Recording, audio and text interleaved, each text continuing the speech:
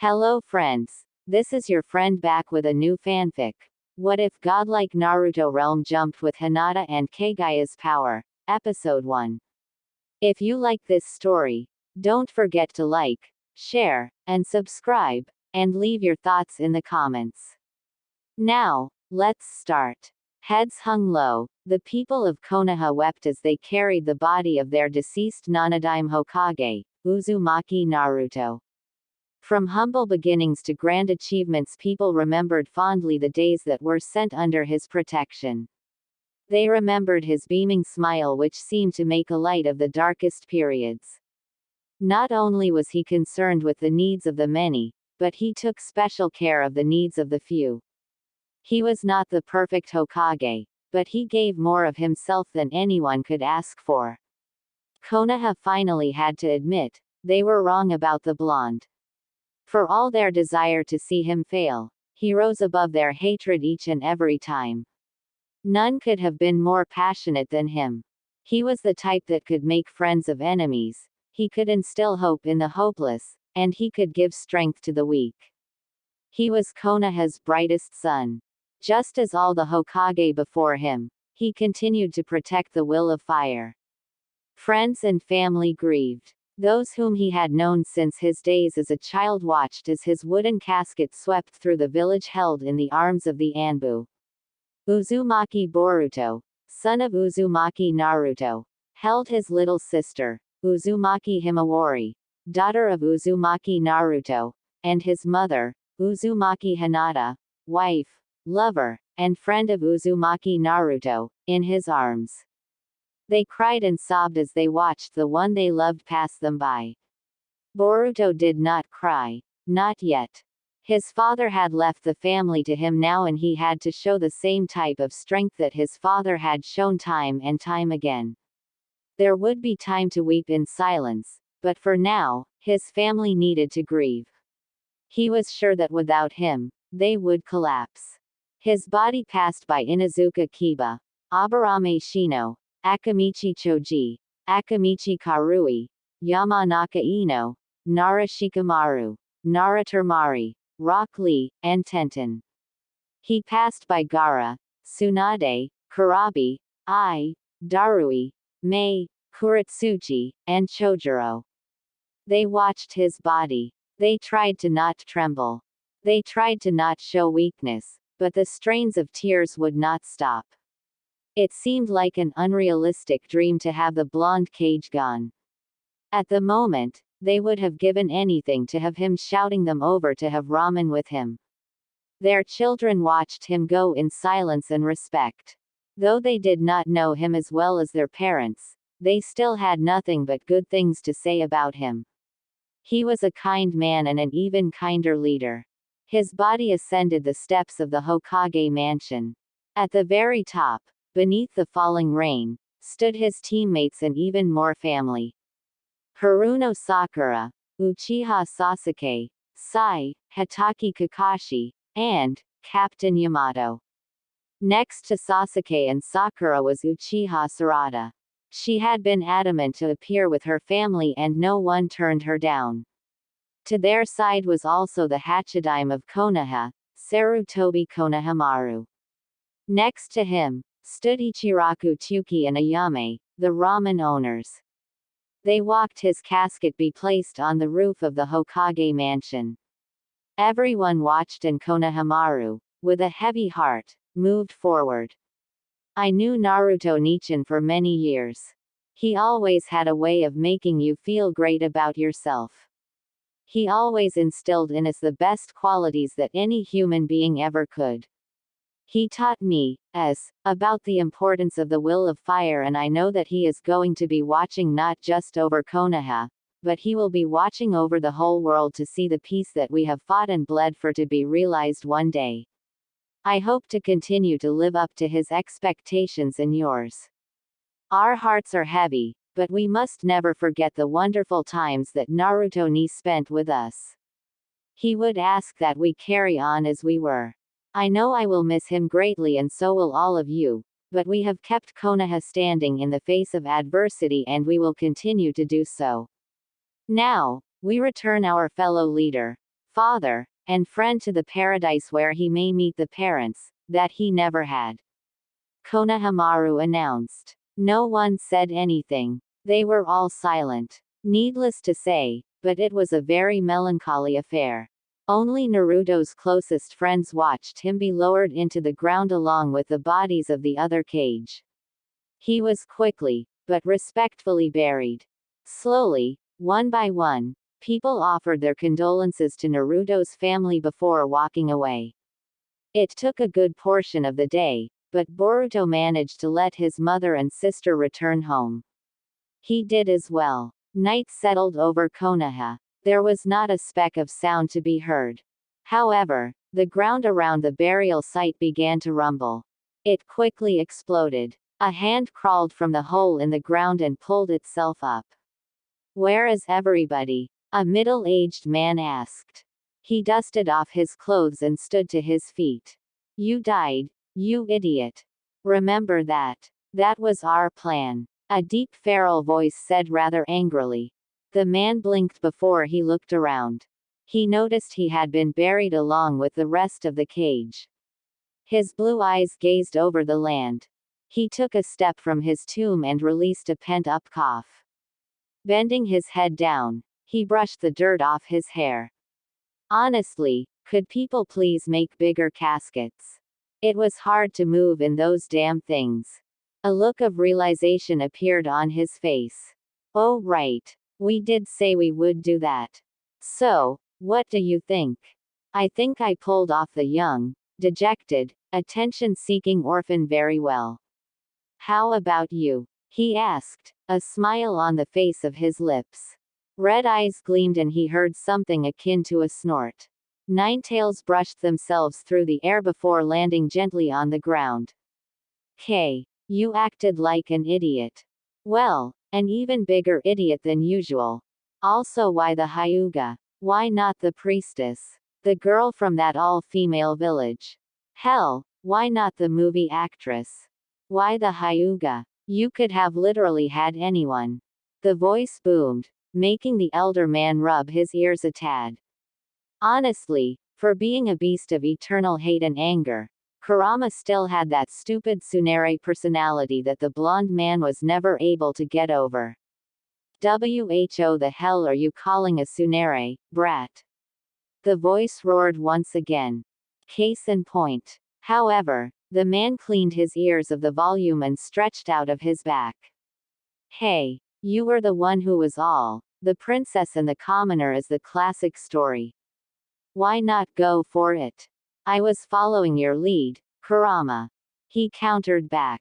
The nine-tailed fox growled, but released a huff and lowered himself to the ground. He opened one of his eyes to gaze into the outside world. "I didn't specifically mean the Hyuga brat. How much royalty have you encountered on this trip alone? Never mind all of the countless times you did on your other trips. For being the one who many praised with creativity and ingenuity, you really can't think outside the box, can you?" Kurama asked. The blonde remained silent for a moment. He supposed his tenant did have a point. Had he just gotten lazy? Maybe so. However, he was going for the loyal to Konoha route in this world. It wasn't like there was anything specific in not doing so. It had just been the simplest approach, and if anyone knew him, then they knew he liked simple. Knowing this, Kurama grumbled and placed his head in his furry hands. "So, what adventure are you going to do now that this world is done, Naruto?" The Kyuubi no Yoko asked Uzumaki Naruto, Nanadime of Konoha. Perhaps it should have been changed to former Nanadime of Konoha. Yeah, that seemed to make more sense. The blonde quickly covered up the grave. A tedious work, but he could at least respect those who died in this world by not leaving it dirty.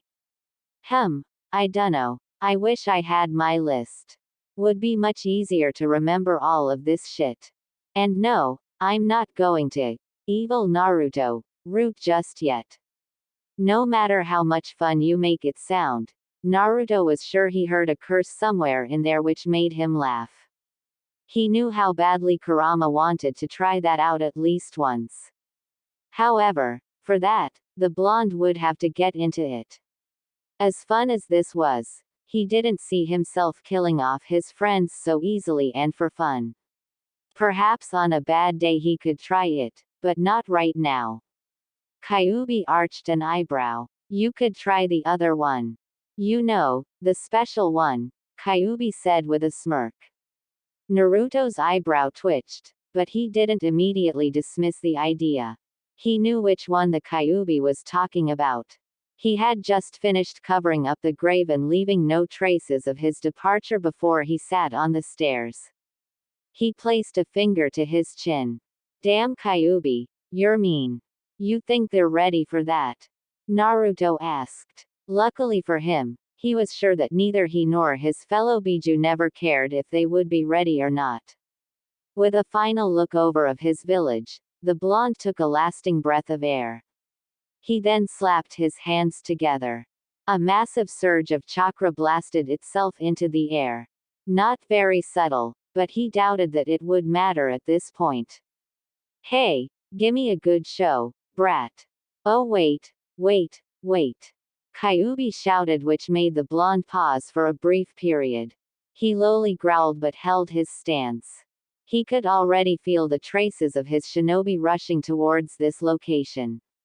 He shook his head in response. Dear Kami, what now? Naruto asked in a bit of a hurry.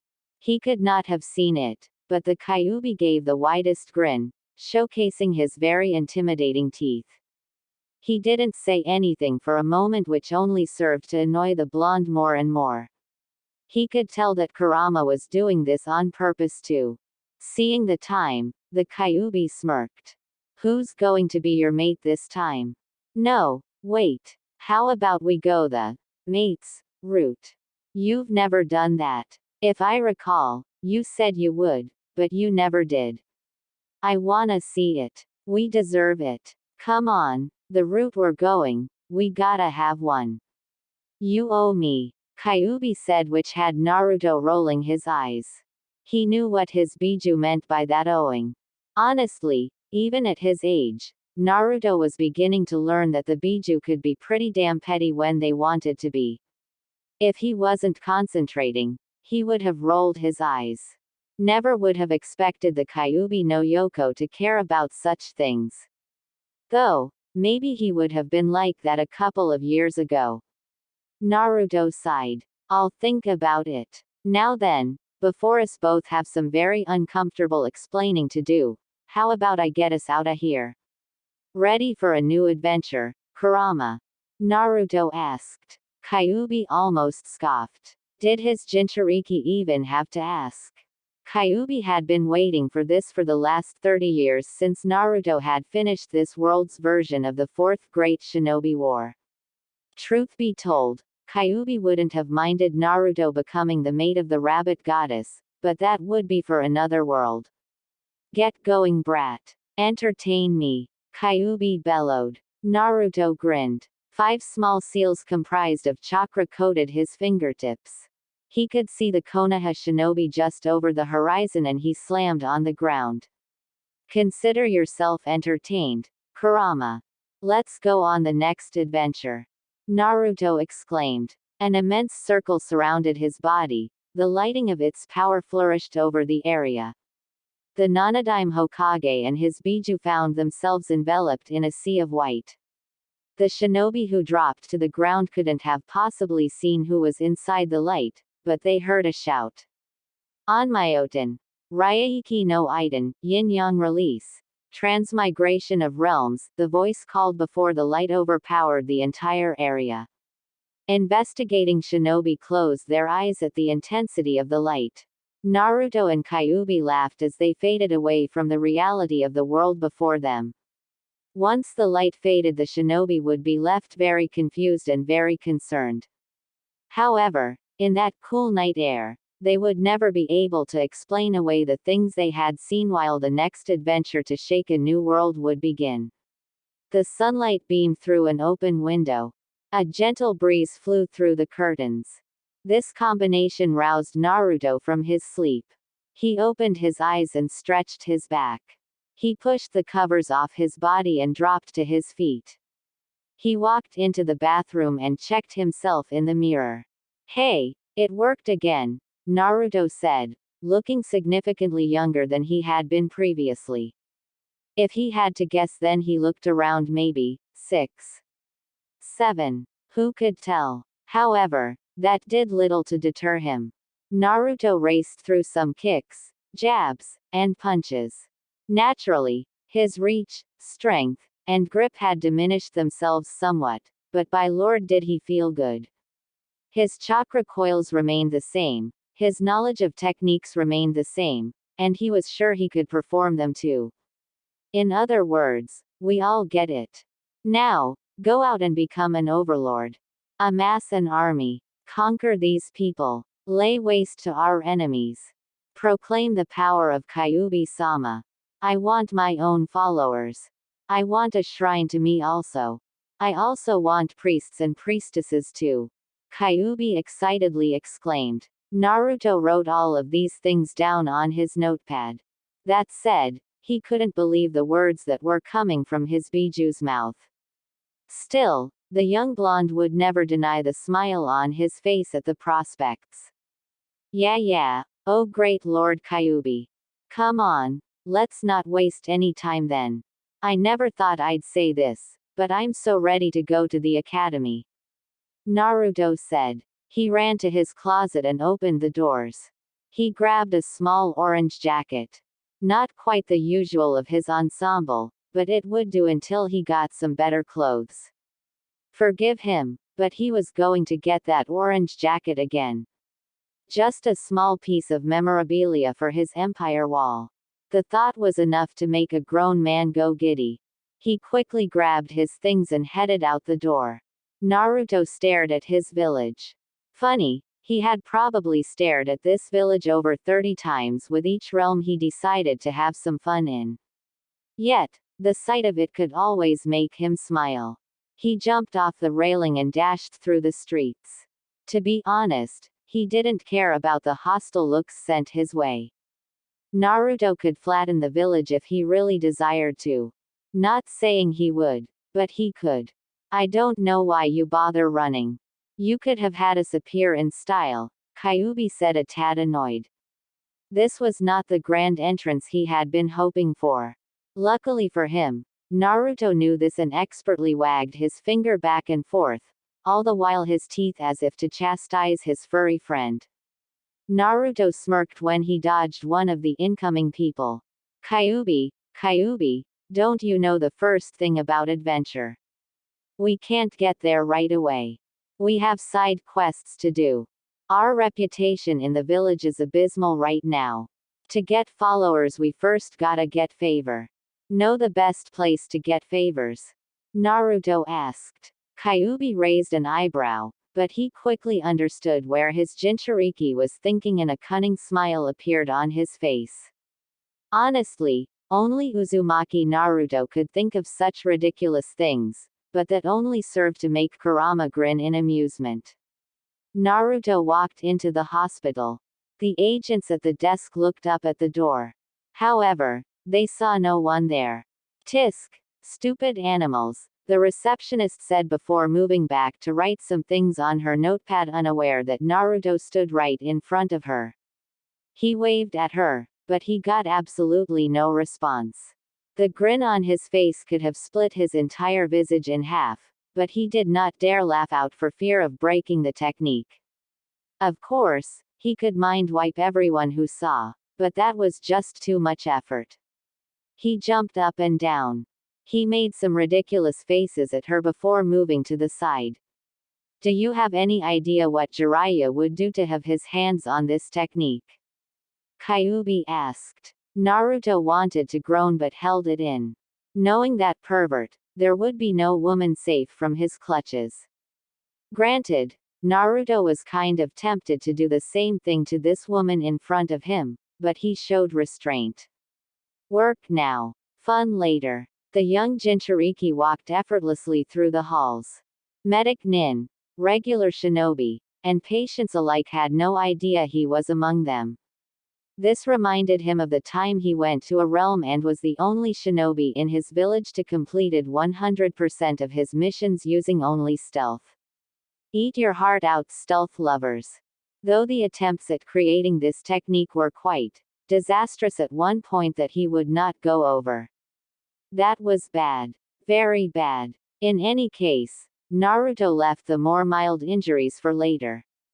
Right now, he needed desperation, and things like that appeared in a very special part of the hospital, better known as the Ra, the resting area, the place for all patients awaiting their time to pass away along with their family, friends, and anyone else willing to come.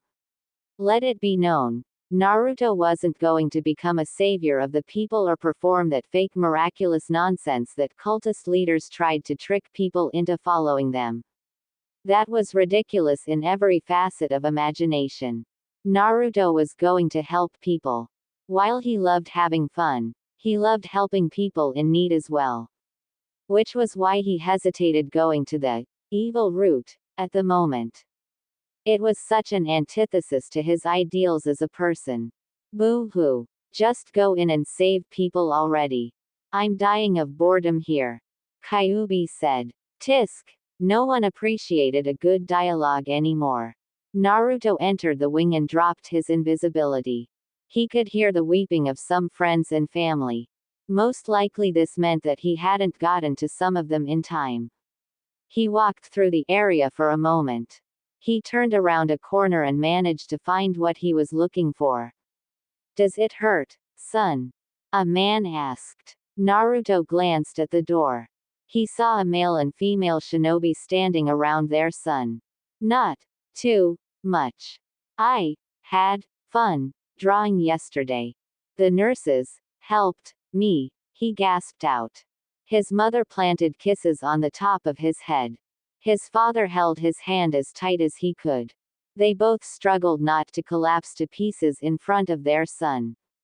He had been born with a very rare and fatal chakra condition. Despite all of the family's tries and funds, the doctors had not been able to treat him.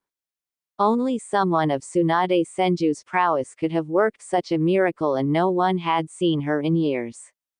He was slated to die in a couple of hours. He had been stuck in the hospital for nearly 5 years.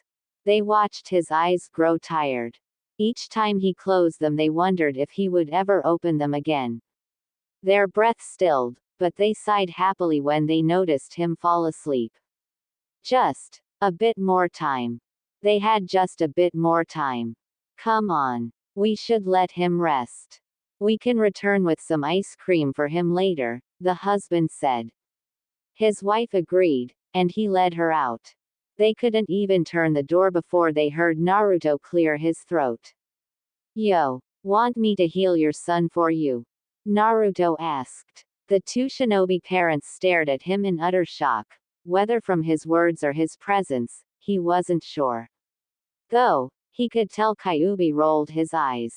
Subtle brat. Very subtle, Kurama said. Naruto pointedly ignored his biju and continued to smile at the parents. Both seemed to come out of the state they were in and quickly snarled at him. Naruto wasn't fazed by this. Actually, he had been expecting this reaction, sort of. The two glared down at him as if he were nothing more than a bug to be squashed beneath their heels. He merely continued to smile at them. The husband grabbed his wife's hand. Get out of here, boy. Someone like you doesn't belong here. Come on, Kairi. Let's go, the man said. Both walked past Naruto without a second thought. The blonde released a tired sigh. The thing with having an abysmal reputation was that if you didn't know what you were doing, then that reputation was extremely difficult to come back from. Again, that was if someone didn't know what they were doing. Naruto kicked his feet. And here I thought you'd want to see him eat more and more ice cream. Oh well, I guess them's the breaks. Hope you'll at least invite me to the funeral, knowing that every happy parent you pass by with their child in hand, you know you could have had the same thing if only you listened to me. Yeah, I'll just go, Naruto said, running past them. They both stopped. They were stunned when he ran around the corner out of their view. He suddenly stopped and leaned against the wall. Now, the waiting game. I love it, Kyuubi said. Naruto chuckled but kept his joy unnoticeable. Couldn't be making it too obvious now, could he? Thank you. Thank you. I'm here all day. Good sir. Naruto remarked as he kept his eyes closed. Not even 2 minutes passed before he heard running. Kairi. Wait. You can't be serious. The man said, and Naruto saw the woman run around the corner. She saw him. Worry, fear, and hope were written across the length of her forehead. It was kind of cute, if not a bit depressing. She gave him a glare, but she removed it almost as quickly as Naruto had seen it. Can you really do it? You're just a boy. What can you do that the best doctors in Konoha couldn't do? She asked. Naruto seemed rather amused at her questions. Of course, they weren't so outrageous that he could outright laugh at them. They were valid points. He would have almost smacked her upside the head if she had let him go through with it without question. The blonde leaned off the wall. He noticed Kairi's husband walk around the corner with a sharp snarl on his face. No doubt he was still angry to even be looking at Naruto, but hopefully, they would both be changing their tune soon. Well, even if they didn't, Naruto still had other ways of achieving his objective. Naruto smiled when he turned the corner back to the room they had just left. It's not so hard. You can't trust medic nin nowadays to know right from left, never mind terminal illnesses. It's simple. I'm just going to erase the diseased parts of his body. That'll leave him right as rain, Naruto said, walking into the room. The two parents were right behind him. Naturally, they were anxious with the blonde being so close, but no doubt their love for their son's life was overshadowing their hate for the Kyuubi. You're lying. You're going to cast some spell on him, aren't you? You can't possibly be doing this just for our benefit. What do you want? Our souls. I would expect nothing less from the Q. Kairi placed a hand over his mouth just in time to see him grimace. Naruto raised an eyebrow, but he could see them shaking at the possible repercussions. The blonde turned back to the boy in front of him. Rest assured, sir. I'm not the Kyuubi. I mean, if I was, well, I'm sure I could have reduced you all to ash at this time if I really wanted to, which I can't. Naruto paused. He most definitely could. However, he was going for Overlord this time. No point in letting it all go to waste at this point. However, it was obvious that the parents didn't believe him. Naruto shrugged. They would see the difference in time. Whatever. You must still want something. What do you want? He asked. Naruto raised an eyebrow and faced them. He raised 3 fingers. 3 things. 1. Don't tell Hokage Gigi about this. I don't want him to find out yet. Do so and I'll reverse the treatment immediately. I'll have to expose him to regular doses of my chakra. I imagine in a month he'll be fine. 2. When I ask you for a favor, return it. No matter what it is. 3. The least you could both do is be pleasant with me. Naruto said, which got them both by surprise. Naruto resisted the urge to scoff. Honestly, looking at all your glaring and snarling faces just ruins my day. Would it hurt to get some good mornings? Or whatever. I'm not saying we gotta be friends or something, but can I at least get a hello? Naruto asked. The husband was about to say something but Kairi stopped him. He glanced at her in surprise. Naruto watched her bow her head. I will go above and beyond that if you would please save my son, Naruto-san. My husband, Saiga, will as well. She said without hesitation. Her husband, Saiga, had never seen her so desperate. Admittedly, he was too. He loved his son and he would have given anything to have him healed, but, This just sounded too good to be true. Never mind that the boy was now aware of his status, but he was asking them to feign ignorance to the leader of the village. This smelled of shiftiness. Yet, she looked at him with those big blue eyes of hers that he loved so much. He just couldn't handle it. Kairi, are you sure about this? Saiga asked. He watched his wife take his hands into her own. Not to be rude, but if Naruto had a watch he would have been looking at it real condescendingly right now. Kairi kissed Saiga's cheek. Please dear. I don't care what it might cause us, but I don't want to have to watch them bury our son before he's had a chance to live his life. We've tried everything and no one's been able to help us. Day in and day out, we've kept receiving pities and condolences. I don't want to hear those anymore. I want to spend more time with our son, she said fervently. Saiga growled, but he hung his head down. He couldn't disagree with these emotions at all. He turned back to Naruto and quickly nodded. Seeing this, the realm jumper placed his hand on the boy's head. He closed his eyes. His hands glowed a bright yellow light which filled the room. By the power of our God, Kyuubi no Yoko, I cleanse your body of all ailment and imperfection. By this decree will you become strong and serve the village well. In you are born the flames of existence. Let them well, Naruto said. Saiga and Kairi couldn't even form words when they saw their son beginning to levitate. They actually wondered if they were even looking at the same blonde they had been regarding with scrutiny until they bore witness to 4 angelic wings sprout from his back. Naruto breathed a cool air over their son's body. If Kairi and Saiga were honest, they almost felt their knees drop in reverence. They watched their son take in a sharp breath of air, but this only lasted for a moment. His body then dropped without a sound. He had not awoken during this. Naruto rolled his shoulders. There, done. Be sure to get him some water when he wakes up. He's going to be thirsty when he wakes up.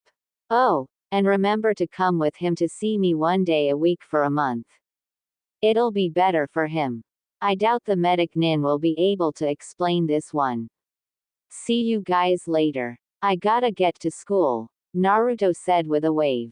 He left the dumbfounded parents alone and, with the same technique to get himself into the hospital, he made his way out. Was the whole angel thing really necessary? You cured him as soon as you touched him. What's with the whole flamboyant appearance? Kyuubi asked. Naruto shrugged his shoulders. He had never gotten to try such a thing before, so why not do it now? Plus, humans always did tend to believe in something once they noticed it the first time. He was sure those two weren't going to forget what he had done for quite a while. Besides, those two were just the first of the one who would be joining his empire for this realm. Naruto decided not to waste any more time and teleported in front of the academy. He had long since sensed that no one was around, so he could move without rousing suspicion. Naruto stepped into the academy and made his way towards his familiar classroom. He already knew he was late, but did he care? No, not really. He could run circles around these students, teachers, and even the Hokage if he wanted. He came up to his classroom door.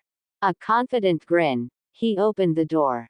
Good morning, Vietnam. Naruto hollered at the top of his lungs, shocking his classmates and his teacher when he walked into the room. Everyone turned to see his exuberant face. He waved to them all, releasing kisses, the sounds of a cheering crowd. He then climbed up on the teacher's desk.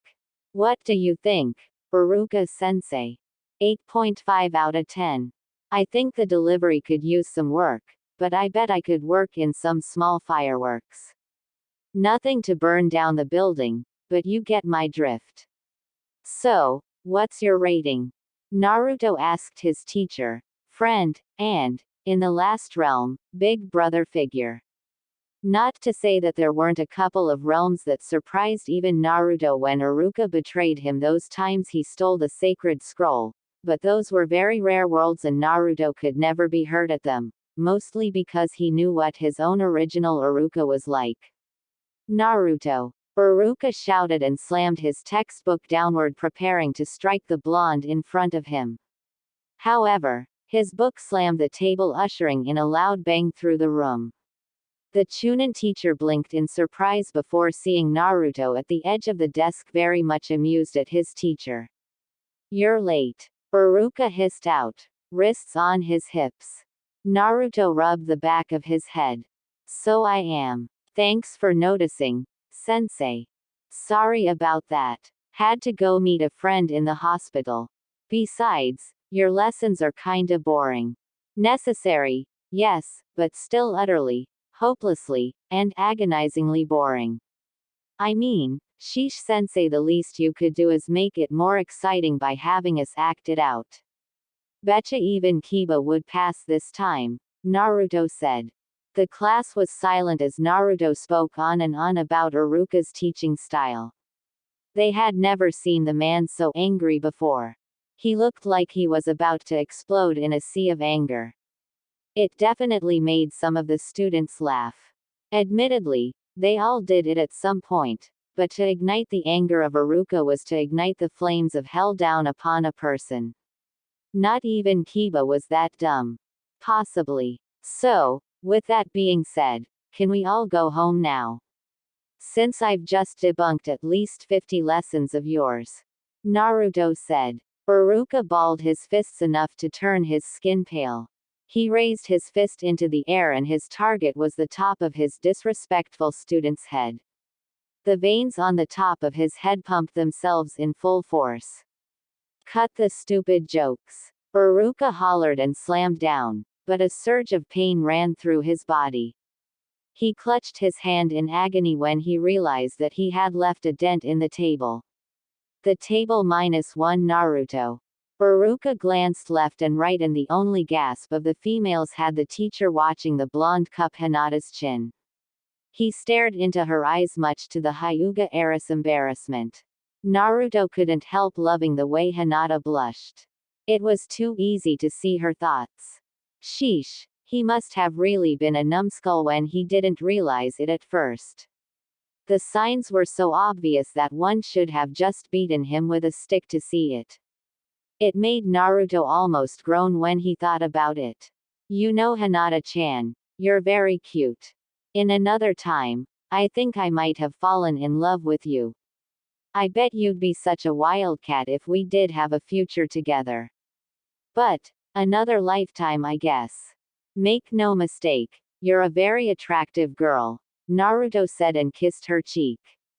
Needless to say, Hinata quickly fainted, which made the Kyuubi laugh out, ringing Naruto's ears. Seeing that his work was done, leaving everyone surprised, he rolled off the desk and onto the floor. He quickly noticed Iruka's expression. So, the blonde decided to have some pity on his teacher. He walked down the steps until he was in front of Iruka. Naruto grabbed the Chunin's hand and quickly healed it. Iruka breathed a sigh of utter relief. However, he quickly noticed exactly who was healing him. Naruto, you know medical ninjutsu? Iruka asked. Naruto shrugged his shoulders. Oh, trust me, Iruka-sensei. There is much I know that you'd be surprised at, but I guess I fooled around too much. I'll go take my seat, Naruto said, his hands resting on the back of his head. Iruka really wanted to say something, but he just sighed and allowed Naruto to join. It would be too much of a pain otherwise. Naruto could feel the stares on him. It wasn't anything out of the ordinary, well, not for him anyway. He half paid attention to the lesson in front of him. He had heard this thing at least 100 times in 100 ways. They were all really no different from each other. Perhaps he wasn't even aware of the lesson because before he noticed it, the bell had rung signifying the end of the class. He pushed himself up and watched the girls take away the fainted Hyuga. Honestly, if this Hinata had met one of the other Hinata counterparts from the other realms he went to, then she wouldn't stand a single chance. Shaking his head, he pushed himself out of his seat. If he recalled, then now was taijutsu practice, chakra practice, and then shuriken jutsu practice. Now the taijutsu made the blonde smirk. He didn't see it, but he knew the Kyuubi was smiling as well. Oh, this was going to be fun.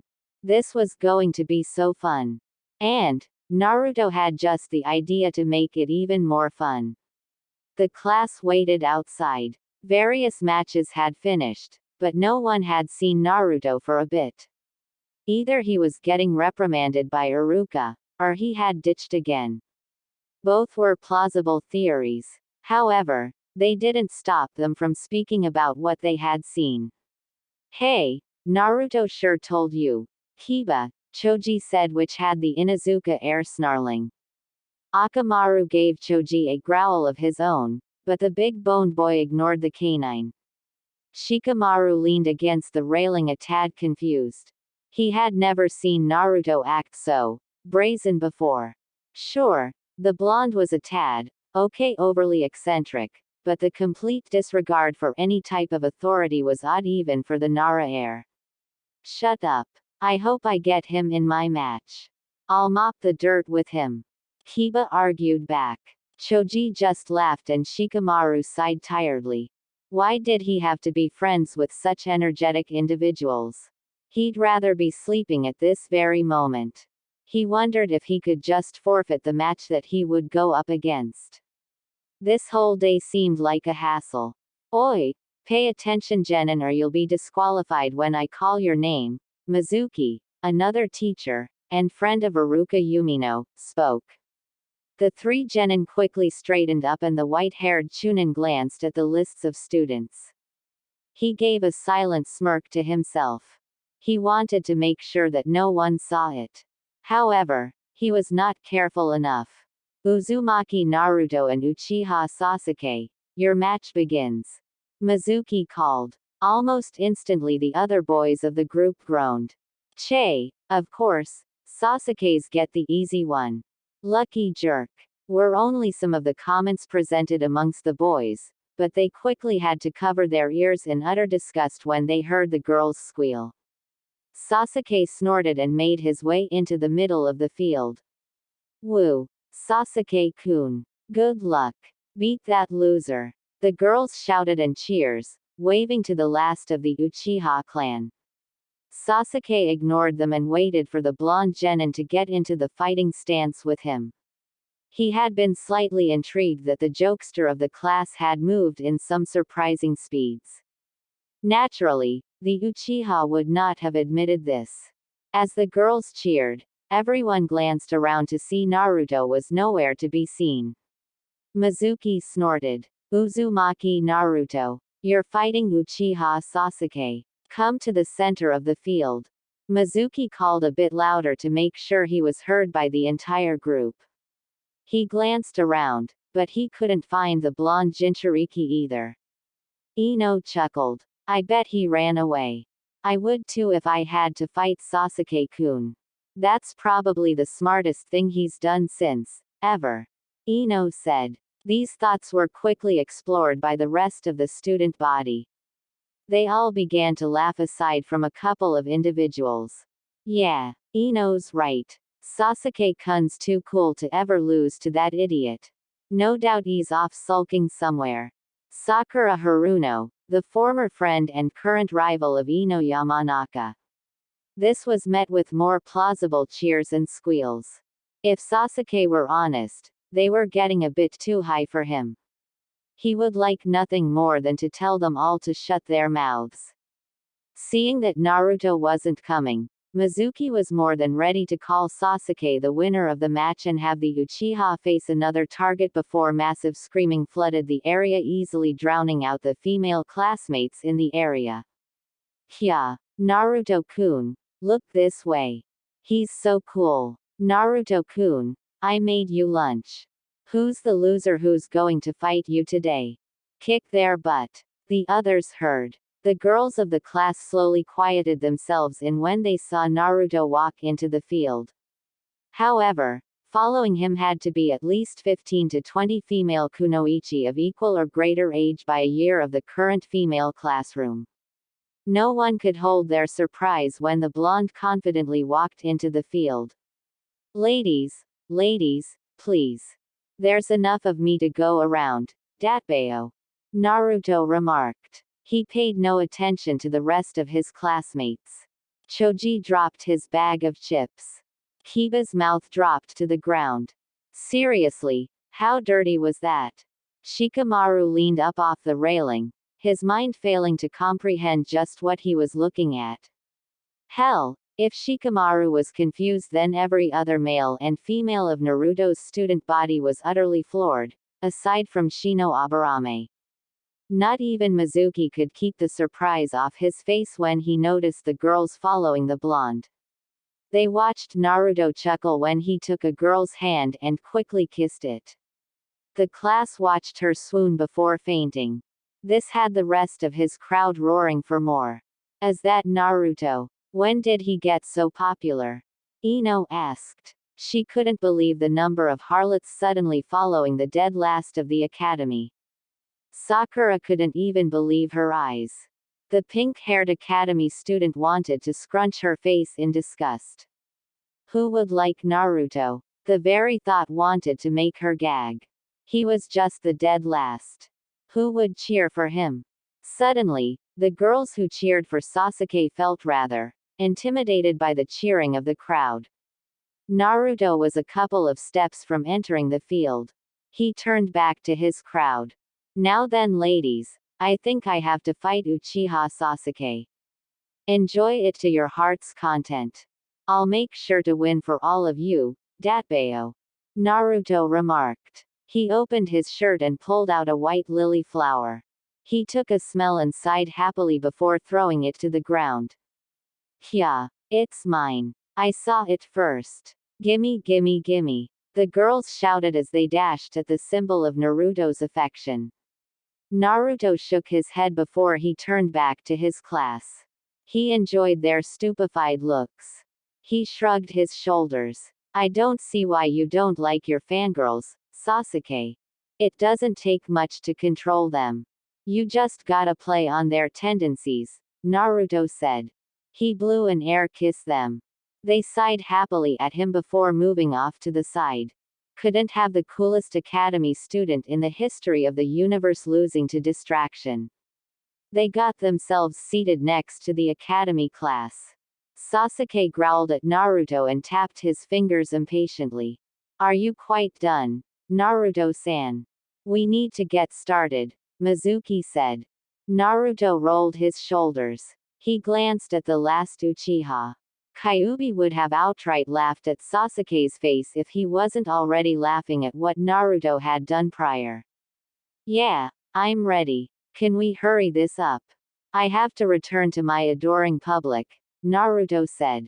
Sasuke growled. He was not pleased. Everyone took notice of what Naruto was doing. The females of his class snarled before they turned to the cheering ladies of Naruto's group.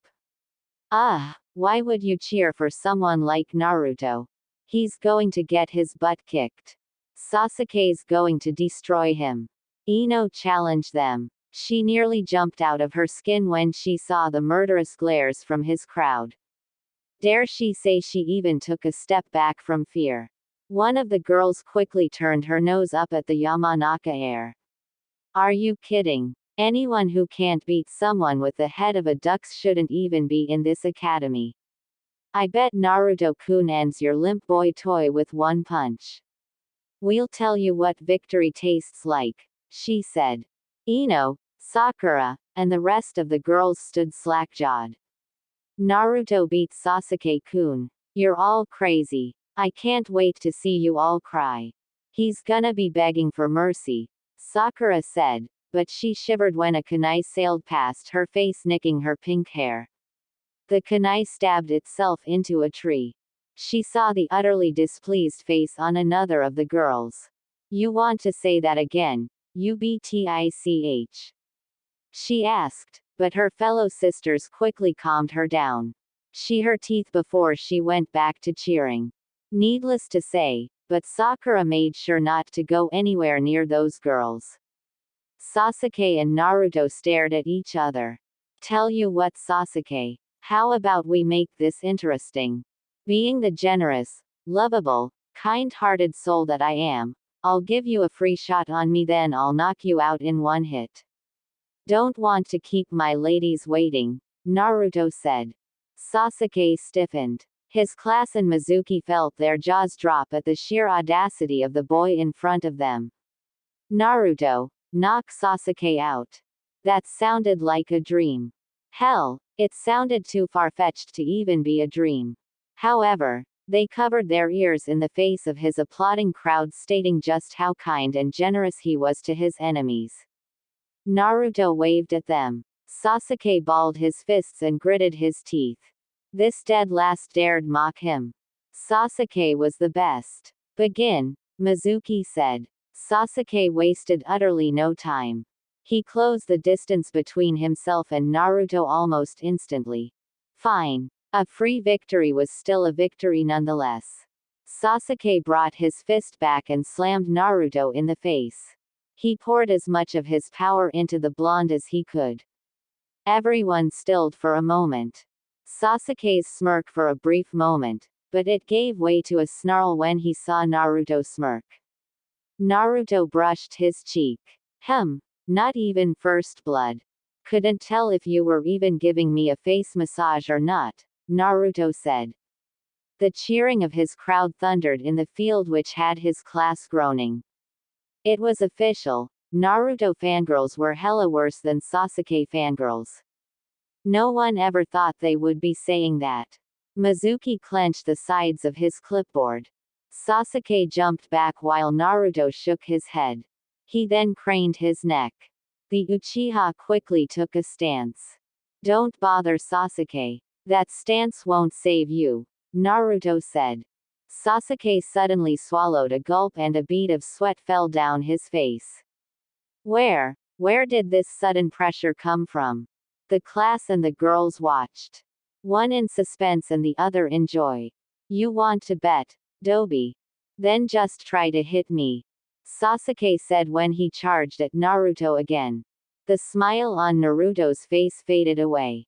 Sasuke quickly dashed to the side. The blonde realm jumper raised an eyebrow. So, this world's Sasuke was just a tad smarter than the previous one. Interesting. Sasuke released a breath. Why was he so tense? This was just the Dobi. He wasn't a threat. Yet, he felt like he would have been crushed if he continued. He released a growl which made Naruto roll his eyes. Okay, I don't have time for this. Sheesh. I almost preferred the old you, Naruto said before appeared in front of Sasuke with his foot raised. He slammed it down over Sasuke's head, sending the Uchiha crashing into the ground, cracking the earth beneath him and kicking up the dust around them. No one said a word. Once the dust settled, Mizuki dropped his notepad. Everyone stared at Naruto standing over Sasuke. The Uchiha passed out, small drips of blood escaping his lips. Naruto stared down at the Uchiha. He really hoped he didn't kill him. Reversing time would have been a pain. Oh, come on. It would have given this village character, Kyuubi said. Naruto shrugged. Maybe not. He wasn't about to argue the ifs, ands, or buts regarding the situation. He picked up Sasuke by his shirt and grabbed him back to the group. I'm done, right? Someone look at this guy, Naruto said, throwing Sasuke to Mizuki. He then walked back to his fan club. Everyone watched them shower the blonde with attention. The white-haired Chunin instructed someone to take Sasuke to the infirmary. Naruto grinned. Who knew school could be so fun? The rest of the school day ended with Naruto getting stared at this day more than any other day of his life. Some tried to ask him where this sudden change had been coming from, but Naruto only answered them with grin and half replies. He merely told them to figure it out. It wasn't until the day was over and that Naruto and his fangirls left the school. Once they were a ways off, Naruto gave them all a thumbs up. Nice one, Naruto said. The girls grinned before revealing themselves to be his clones. Damn, that was fun. We gotta do that again. No kidding, the clones said before they popped from Naruto's vision. The blonde laughed to himself and took himself out of the bushes. He then stretched himself. So, what's the plan now? Kyuubi asked. Naruto raised an eyebrow before he focused his senses on the negative emotions in the village. He smirked when he spotted Danzo en route below the village. However, Naruto didn't feel the need to deal with him just yet. No, he would have his fun with that old coot later. For now, he needed to get his first pawn in his goal to become an overlord. He turned towards the academy infirmary. His eyes turned hungry. Saiga and Kairi watched the doctor drop his clipboard. It's a miracle. It's gone. It's entirely gone. He's been healed, the doctor said. The two parents were utterly speechless.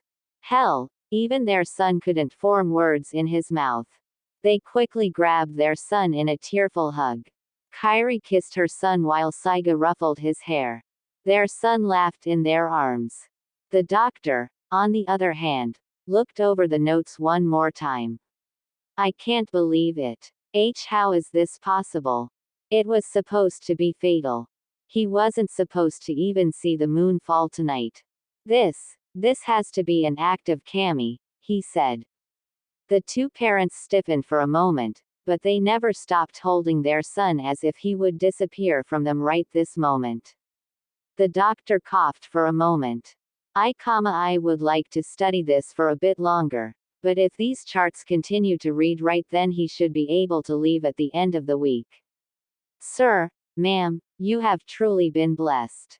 I'll leave you alone to get yourselves together, he said before he left. Kairi and Saiga kissed their son. Neither said anything. They knew it was not Kami they had to thank for this. Both cried for their son in joy.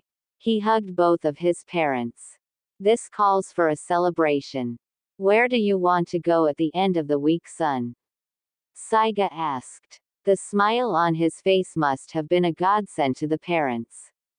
However, they never forgot who was responsible for it. They also remembered the stipulations. Never would they have thought this, but, Kami bless Uzumaki Naruto. Kami bless the Kyuubi. Sasuke opened his eyes and leaned up. His head was killing him. Upon looking into a mirror, he noticed the bandages wrapped around his head. Feeling rattled, Princess Satsuki? A voice asked. Sasuke turned his head to the window and he noticed Naruto smiling at him. The Uchiha quickly growled and all memory returned to him of what had happened. Could one even call that a fight? Sasuke had more been humiliated than anything else. What do you want? Come to gloat in my face? Well, don't get used to it. I let my guard down. You're still Adobe, Sasuke said. Naruto scrunched his nose. How cute, protecting his little insignificant pride. Still, Naruto casted those insults to the side. After all, he was the bigger man. He was also the stronger man and the man. Harem says I. Kyuubi said. Naruto rolled his eyes. He was still thinking about it, but it would be on the back burner for the moment. Right now, he had a little Uchiha to manipulate. Yeah, manipulate was a good word. If there was one thing the Realm Jumper had learned from the tons of realms he had visited with Sasuke in them, the Uchiha was far too unable to think for himself, male or female version. Naruto still remembered when he saw Sasuke as a girl. Very odd. Naruto leaned against the windowsill. I can help you kill Itachi, Naruto said. Sasuke sat in silence. He turned to the blonde in utter anger. Of course, Naruto knew what he was doing. Itachi was always one of the trigger words for Sasuke no matter the realm. The blonde waved off the Uchiha's miserable attempt at forcing his killer instinct on him. TCH. Get out. Get out before I kill you, Dobi. You think my life is a joke? Sasuke asked. He was surprised when Naruto smacked him over the head. This gave a grunt of pain from the Uchiha. Don't be stupid, Sasuke. Salvage whatever meaningless pride you have for later. I know you. You would watch the entire world burn as long as it meant someone gave you the key to killing Itachi. Of course, I could just knock you out and still make you a part of my plans anyway. Want another concussion? I'm happy to oblige, Naruto said, cracking his knuckles for emphasis. Sasuke tried to make the Uzumaki burst in a sea of flames from his stare, but it only amused Naruto to no end. TCH. I must have punched you harder than you thought because you're crazy, Dobi. What would you know of beating an Uchiha? Let alone Itachi? Sasuke asked. Naruto turned his head to the side before he gave a quick smile. He then closed his eyes. Sasuke, Naruto said before he opened them. Sasuke quickly stiffened when he felt the weight of the blonde's eyes upon him. You have no idea of what I know and what I've done, Naruto answered. The grip on Sasuke's sheets tightened. He looked like he was ready to pounce on his academic classmate, but the pain in his body made him stop. He was much too injured to attempt to do that. Seeing this, the blonde Jinchuriki turned around and headed for the window. You see, Sasuke, I'm going to make this entire world mine. I'm going to rule over all of it. For that, I thought it'd be nice to include you in my adventures, Datbeo. I'm going to change the world, Sasuke. I'm going to fight people you would never have thought. People who would make Itachi out to be a mere insignificance. If you join me, you'll be fighting those people too. You will be under my command as my first Grand General. You will be the Grand General of Overlord Uzumaki and the Whirlpool Empire. If you don't want to join me, well, that's fine. I don't specifically need you, but I figure killing two birds with one stone is much less of a hassle than doing it on my own, Datbeo. I give you the power you want. You give me your undeniable and unwavering loyalty. Still, I would advise you not get in my way nor cross my path if you refuse me. On the same note, I'm sure you know not to tell anyone about this, not even the Hokage. I'll let you think on this. If you will join me, then meet me in Training Ground 7 at 1 a.m. 3 days from now. If you don't, then don't let me see you at all that night. CYA Satsuki-chan, Naruto said and jumped out of the window. Sasuke couldn't speak. He looked down at his sheets. Thoughts and questions filled his mind, and they would do so for those full 3 days. Meanwhile, Naruto smiled. You know full well the Uchiha's going to join you. What's with this whole ultimatum talk? Kurama said. Naruto snickered to himself. He continued to rush along the rooftops. Oh, come on Kurama. Where's the fun in knowing everything? We gotta spice this world up. In the last one, I was hated and became the Hokage. This time, I'm going to rule over the whole world before moving on to the next realm. Naruto said. Kyuubi chuckled and closed his eyes. Besides, Kyuubi opened one eye. I am unpredictable after all. Gotta keep it that way, Datbeo. Naruto said as he raced towards his next objective. And I can't get over you. Bo. No matter what I tell myself, baby. Naruto sang as he walked across the open ocean. The night calmed him when he looked up at the stars in the sky. The smell of salt, sea, and adventure stung his nose. He could hear Kyuubi bring the background noise to his song, and he happily stepped over the wet surface. The Jinchuriki and his Biju whistled the rest of music they had been singing to themselves. Not a care in the world was upon the realm warper. He kicked the water in his face and laughed as he did so. I think about the love we had for our children. He sang as he heard the sea rumble. Naruto smiled to himself, as did Kyuubi. The sea roared, and they could feel immense pressure upon them. Massive waves crashed over them, but Naruto held up his hand and moved the ginormous bodies of water out of his pathway. His chakra kept him from being swept away. The sea exploded upwards. Naruto took a step to the left and a giant tentacle pierced the ocean just inches away from him. Naruto smirked. I think about the way we laughed without reason.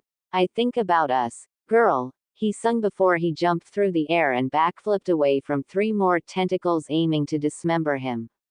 He landed on the sea and perfectly balanced himself. He couldn't help licking his lips. He wondered if this sea beast would make a good addition to his empire. It wasn't like Kumogakure was going to need it. Besides, this guy was much better serving Naruto's purposes than becoming snake food. Maybe we should cut off one tentacle. Let him know you mean business. You gotta instill the fear in them early. They'll respect you later, Kurama said. Naruto tilted his head to the side.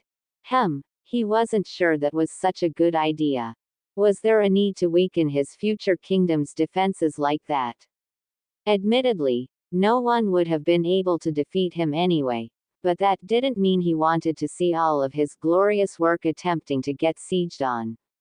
However, this was also a game. There was no point in a game without some measure of risk. Kyuubi grinned evilly. We can also make takoyaki out of his tails. Just one would last us for more than 6 months, Kyuubi told the blonde. Naruto's hair shadowed his eyes. Sold. I love the way you think, Kurama, Naruto said. Kurama bowed his head. Honestly, sometimes even the all-powerful could be gullible when they wanted to be.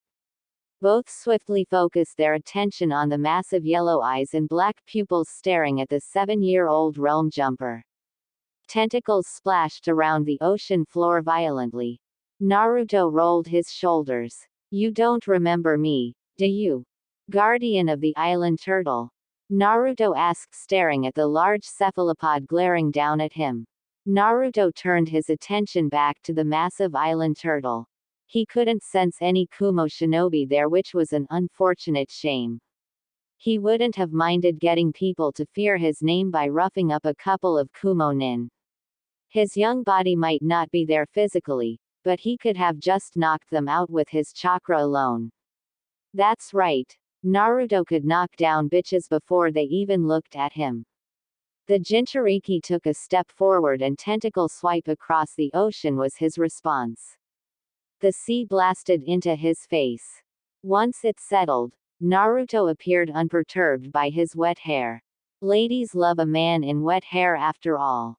However, the wet clothes were the inconvenience. Slowly, hot steam expelled from his body, drying the water from his clothes. This only took a moment and the steam settled away. Cute, Naruto said. It didn't attack him just yet. This was also very interesting. It seemed to be giving him the option to turn away and run. In the last realm, this guardian was as temperamental as a storm at sea. It attacked anyone and anything that came within range of that giant turtle. Naruto still remembered when he and Kyuubi had their mock battle that time. Such a time waster, but they had to appease the masses, of course. Naruto had wanted to settle on cards, but Kyuubi said it would be good to gauge where they stood. The blonde didn't mind. Alright, listen here. You reject movie monster. You can either submit to me quietly or I can turn one of your tentacles into takoyaki. I'm feeling very hungry right now, Naruto said. The guardian of the island turtle blinked. If it could laugh, it would have been shaking the whole ocean. The little pea in front of it was almost hilarious. Just looking at it had to make him squint his massive eyes.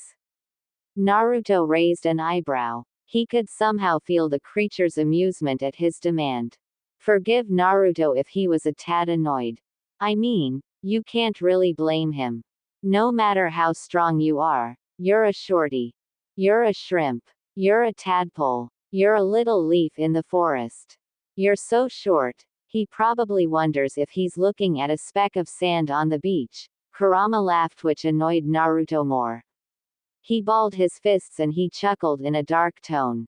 The orange fox smirked. You were too easy, Naruto. You were way too easy sometimes. Naruto stared up at the ginormous squid and reached into his pocket. Hey, you think I'm kidding, he asked and pulled out a soda can. Naruto opened it, the snap of the cap in his ears. He turned around and took a drink. That was the stuff. The creature was immensely confused by this. By the time I turn around, you better be assuming the position, or I'll make you regret it. Now, allow me to finish my soda, Naruto said, taking another gulp. Damn, if only they made this brand in different tastes. Wait, Naruto was going to rule the world. He could force them to make it in different flavors. Oh, hell yeah, that was one for the list as well. He could hear the massive waves behind him. He just continued smiling. Naruto finished his soda and crushed it into powder. Couldn't go polluting his empire's oceans, now could he? He turned and, the squid still looked at him. Naruto paused. He tilted his head to the side. Kyuubi, why isn't he assuming the position? I know I specifically told him to assume the position. Yet, I'm seeing a whole lot of not position assuming. Did I come to the wrong realm? The blonde asked. Kyuubi snorted for a moment. Ask him. Not me. He's the one looking at you like you're stupid. Well, stupider I should say. I think he's actually mocking you with that stare at this point. He probably thinks you're about to turn around and go home, Kyuubi said. Naruto closed his eyes and took a big sigh. The 7-year-old raised a finger to the giant squid. He looked at the squid, still not assuming the position. Remember, you asked for this, Naruto said, holding out the rest of his hand. A small blue orb quickly appeared. Its size could not have been bigger than a marble. Naruto rolled his arm back and threw it at the enormous cephalopod. The ball shined bright as it sailed through the air. The squid looked at the ball. Suddenly the marble exploded into a massive size, easily overpowering the squid in its giant form. It crashed into the guardian of the island turtle with overwhelming force. The seas rocked beneath its power and spouts of water shot into the sky. The waves of water drowned the guardian under their weight. It screeched in pain as it fell to the floors below.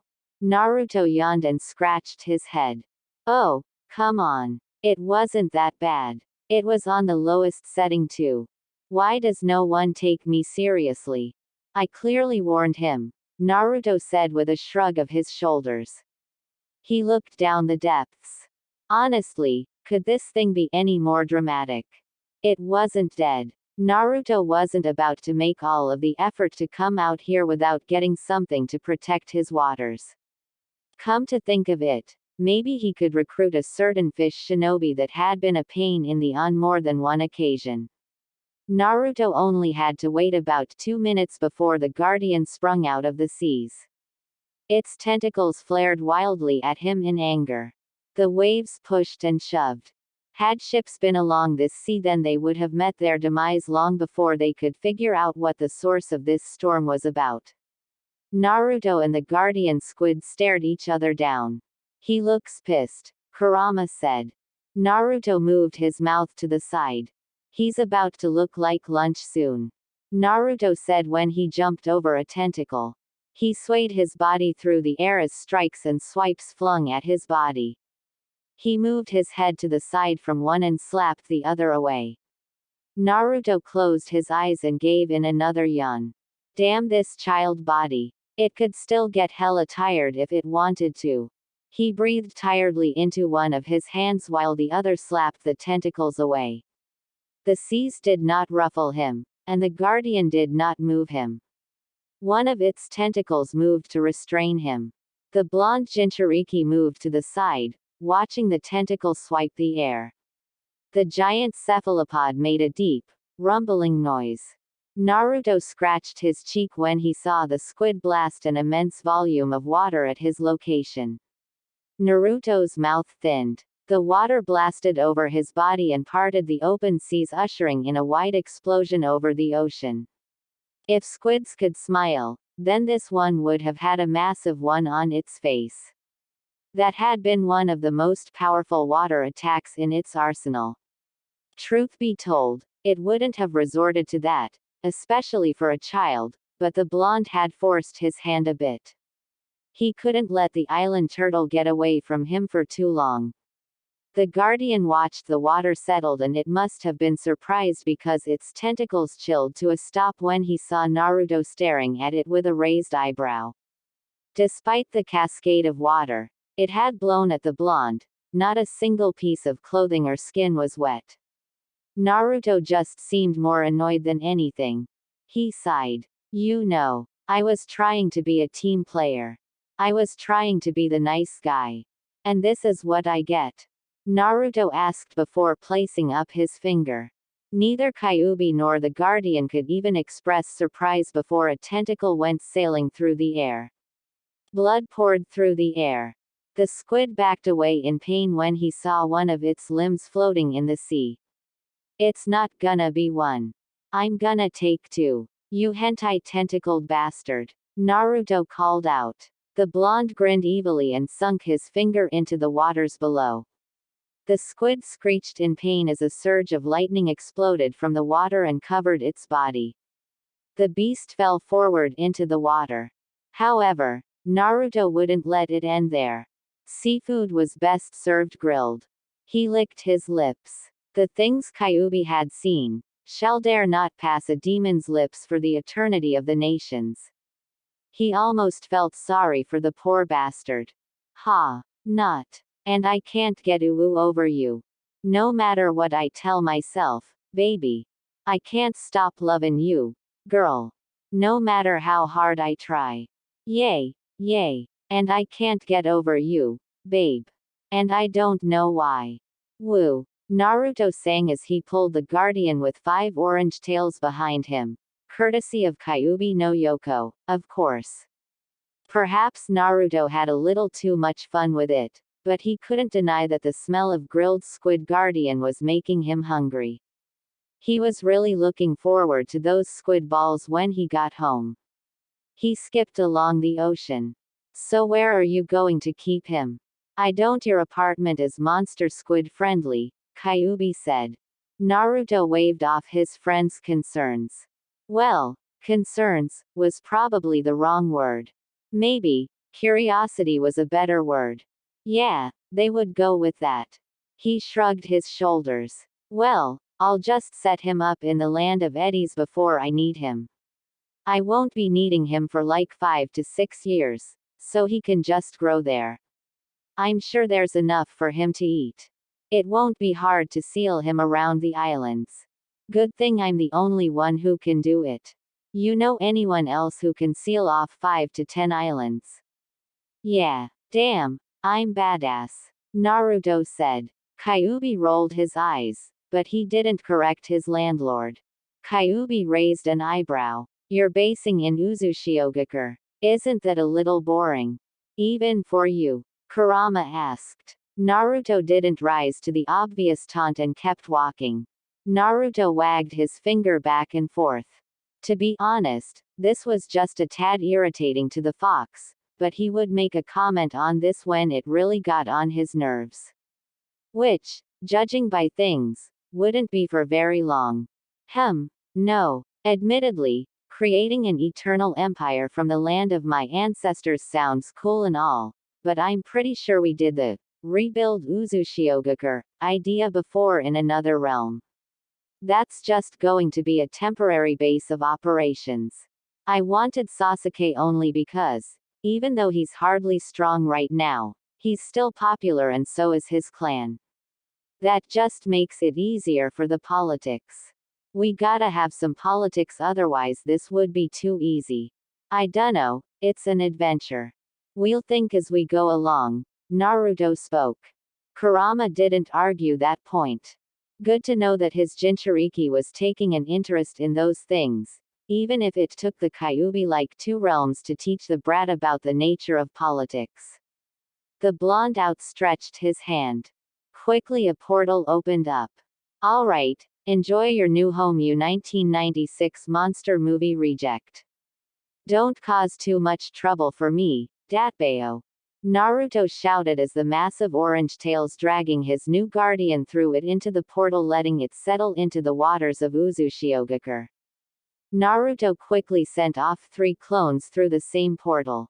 They would contain the bastard for later. Now then, what do I do with my prizes? Naruto asked, staring at the 2 enormous squid tentacles he had pilfered from his new friend. He tapped his chin in deep thought for a moment. It didn't take him long to snap his fingers. Aha! Naruto said and sped through some hand signs. Extending his hand, a blast of ice covered the 2 tendrils in seconds. The blonde Jinchuriki surveyed his work. He seemed very pleased with himself. He then dusted off his hands. Well, I think that was fairly productive. Now I can seal them up and they'll be perfectly preserved. I might not have to worry about takoyaki ever again. Never mind that this is a squid and not an octopus, but it has tentacles, so it's fine. It's still a hentai fantasy. Naruto exclaimed. The Kyuubi opened an eye. The fox rolled his tails around. You know you should get some sleep. Op or not, you're still 7. Your body won't keep up with you. Kyuubi said. Naruto quickly scrunched up his nose. Honestly, the first day of school in this realm had been enough. He wondered if he could have just left a clone there. It wasn't like there was any fear of it popping. Naruto doubted even Tsunade and the Raikage combined to pop his clone at full strength. Still, that would give Naruto more time to think. Sasuke would be joining him. He was pretty damn sure that he would. Naruto would have liked at least 4 more Grand General. The army would expand itself from there. Now, he had to gain some recognition. Where, oh where, was the best place to do that? Kurama read through his Jinchuriki's thoughts and his grin was quickly followed by Naruto. Anyone seeing that grin on their faces would have shivered at the sight, unable to move until the ends of time. Naruto opened another portal which showed his room. Time to have some fun. Oh, what joyous things could he come up with? He stepped into the portal. So many little piggies for the big bad fox to play with. Naruto would say wolf, but Kurama would be giving him a headache if he did. Stupid foxes and wolves debate. Naruto grunted as he tried to perform some upside-down sit-ups. He had decided to send a clone to school. Not like there was anything that could teach him that would surprise him anymore. Naruto had learned enough shinobi history to literally puke out the facts that would put the teachers to shame.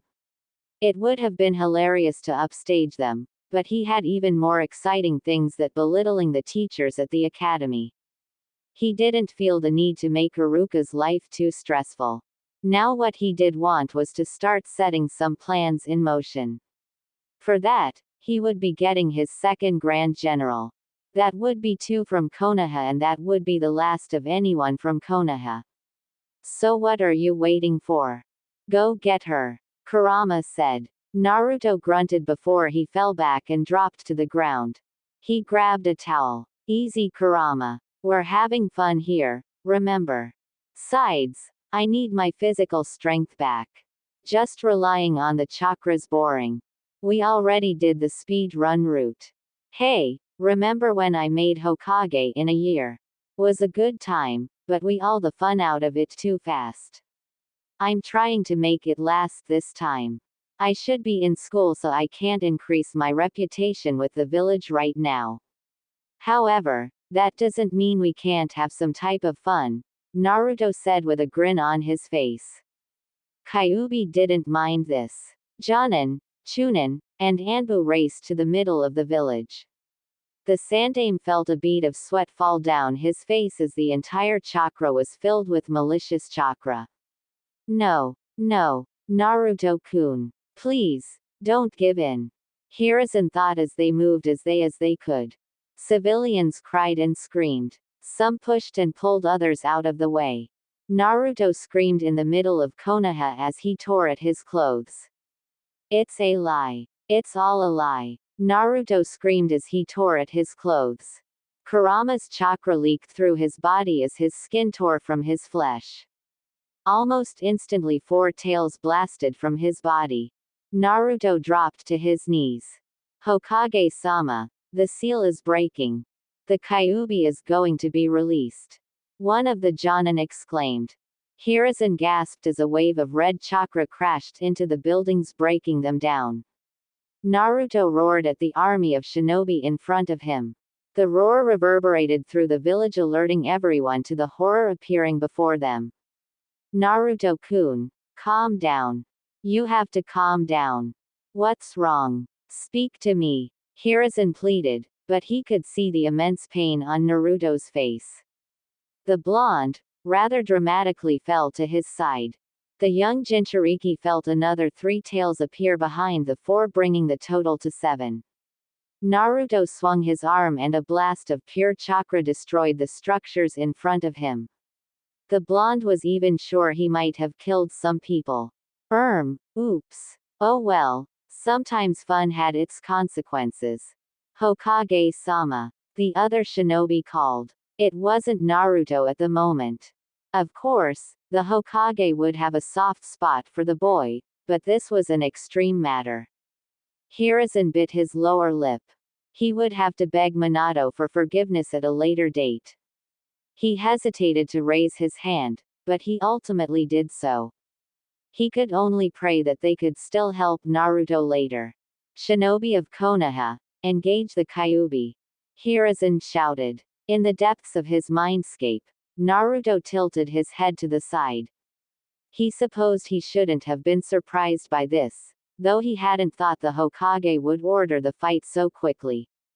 He at least thought the man would try to reason with Naruto more.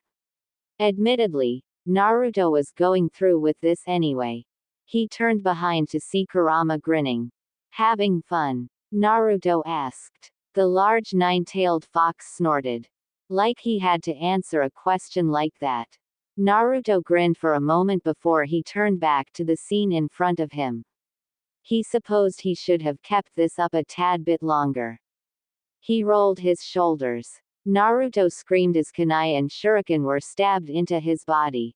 Hiruzen held back the shame as he felt his heart crack into pieces when he saw the blood drip from Naruto's body. It's a lie. You lied to me, Konoha. The cake is a lie. Naruto hollered as the 9th tail came forward. Naruto vanished in a burst of speed and tore through the shinobi around him. If you wondered where Minato was to stop his rampaging son, well, the man was on a temporary vacation. Courtesy of good Op Uzumaki Naruto ceiling. Hiruzen watched his shinobi drop to the ground as Naruto blasted through them all. The Kyuubi was stronger than the Hokage ever remembered. It was like no one could stop it. Kaiten. Gokaku no Jutsu, fire release. Grand fireball technique, at least a dozen shinobi called out. Their flames quickly synced themselves together and overcame the Kyuubi Jinchuriki's form. Naruto covered his body in chakra. These flames were no hotter for warming ramen, never mind hurting him. The flames set ablaze the entire downtown area. Hokage-sama, what is the situation? Hiruzen turned around to see Kakashi, Asuma, and Kurenai dropping to the ground. He quickly gave them the rundown of the situation, and the 3 Jonin were not pleased with these developments. Kakashi turned back to the flames. Could he even kill his sensei's son? Would he have to face his sensei with disappointment again? A deafening roar came over everyone which forced them to cover their ears. Naruto, the cloak of blood and chakra, covered his body. His pale, white eyes glared at the army in front of him. I told you, Konoha. I would get out. You think the kid and I are one. Ha! As if such a spineless child could hold my power. Now, For the lie you have committed, you shall burn. You lied about the cake. The Kyuubi shouted as the seal on Naruto's chest broke into pieces. The intent to kill filled the area, and it wasn't long before the skies darkened. People shivered as everyone stared into the murderous, gleaming, hating eyes of the Kyuubi no Yoko. The Yondaime's sacrifice for every man, woman, and child in the village had been for nothing. Everyone stared at the intimidating form of the nine-tailed fox. Anyone got a spare Sharingan? Kakashi, do you think you can subdue the fox? Hiruzen asked. The one-eyed Jonin growled. He honestly didn't know. He had never tried to control a tailed beast before, or at all for that matter. The others looked at the Jonin with hope in their eyes. Kakashi wanted to hide away from the attention, but he turned back to the situation at hand. I can certainly try. It shouldn't be too complicated. It's just a giant ball of chakra, Kakashi said, though he most certainly didn't feel that way. However, that seemed to do amazing things for everyone's mood before they watched the Kyuubi raise its arms into the air. And he shall smite the wicked, the lusters of flesh, the defilers, the traitors, the liars, the oath breakers, the disgraced. You have been found wanting Konoha. By Kami's retribution, you shall be reduced to the ashes and fade away to the wind. Kyuubi said as they watched a massive ball of chakra appear in its hands. Hiruzen cursed. By the time for Kakashi. Stop the Kyuubi. Drive it out of the village. Hiruzen shouted. A roar of courage came from the Konoha shinobi. Pretty soon, Kurama felt the explosions against his body, but they felt more like irritating flies than anything else. The Konoha shinobi stood before the Biju. Kurama stood the face of their power. He noticed the familiar faces of Asuma and Kurenai in front of him. Yo Kit, why not the Genjutsu mistress? Look at that bod. Look at those eyes. I never said you couldn't have Konoha ladies. I'll admit, for someone as grand as me, they are much too insignificant, but for a fleshbag like you, I think they work out. I bet she's a freakin' squealer. You know you have a thing for the squealers. Hinata was one of them, Kyuubi said. Naruto tilted his head to the side. He gave Kurenai a look. True, she was hot. Naruto couldn't count the number of realms Kurenai ended up with Asuma in. It was almost ridiculous. How one-dimensional could one relationship get? Still, he could see a future with the Genjutsu mistress. He also didn't want to acknowledge the squealer comment. I'll think about it, Naruto said off to the side. Kyuubi smirked before he turned back to the rest of the terrified villagers. Receive judgment, mortals. And say, Kyuubi roared. Everyone tensed and got ready to back Kakashi up in his attempt to control the Kyuubi. Cheese. Kyuubi shouted as a massive light appeared over everyone. Amidst the burning buildings and feeling people, Naruto smirked from on top of Kurama holding a camera. And that, ladies and gentlemen, is how you cuck your own shinobi village. The Konoha army couldn't hold their surprise when they saw Naruto laugh on the top of Kurama's head. This is the greatest prank of the year. That's one for the wall. Naruto cackled. Konoha watched the Kyuubi give them a sadistic grin. However, before anyone could speak, Naruto snapped his fingers. The flames surrounding the village paused. The shinobi paused. Everything paused. Civilians running from the action stopped. Shinobi trying to put out the flames before they stopped. Not a single person moved. Ah, feels good to stretch the old legs. You do know that if we continue with this, then no one in this village is going to trust you. Forget Kurenai, you won't even get Sasuke. I actually think we'll be executed, Kyuubi said, a smirk on his face. Naruto snorted and rolled his eyes. Please. Like they could kill us. Heck, remember that time Danzo tried to extract you from me and found out that I didn't die? It would take a lot to kill us. Hey, we'll get to meet Shinigami-chan again. Do you think Shin will be a girl in this realm? Naruto asked. The Kyuubi shivered at the thought. He never found out why the Shinigami never seemed to like him. Why him? What had he done? He didn't get it. Only you would make friends with the god of death, Kit. Sorry, but I'm not getting into that hellhole. Now then, can you just perform the technique, so these people can get some normalcy? Kyuubi asked. Naruto tilted his head to the side and shrugged his shoulders. He hopped off his Biju's head and landed on the ground. Naruto looked at the frozen people. You know, this wasn't all for fun. I did have a plan in mind for this. I just need to have a look at Konoha's force as a whole. I've never done that in depth before, and now's as good a time as any. I can take this time to create a booklet of Konoha forces. I'm going to rule this realm, so I need an understanding of its forces. Remember that time that realm where each village had less than 50 shinobi? This one obviously has at least 50% more than my own original world did. So the armies are a lot bigger, but that makes it more fun, Naruto said, creating an army of clones. Each grabbed a piece of paper and started taking notes of everyone. For himself, Naruto stared at Kurenai. He cupped her cheek and turned her up, down, and to the sides. Yeah, Kyuubi wasn't wrong. The red-eyed woman was very pretty and very powerful in her own right. He wasn't ashamed to say the Genjutsu mistress, when he was much younger, was a source of fantasy for him. Why had he not considered charming her? Well, there was always a time for firsts. Oh, Lord Kyuubi, guide your willing servant's hands and mind. Say I do the harem route you have commandeth of me. Who am I to woo? Pick for me my brides-to-be. Naruto claimed. Kyuubi stared at his landlord for a moment, however, he did not feel bad about this. So, Naruto was willing to go along with it. This would prove to be a very good situation in the future. Besides, the blonde was already working for the Fox's temples, priests, and priestesses.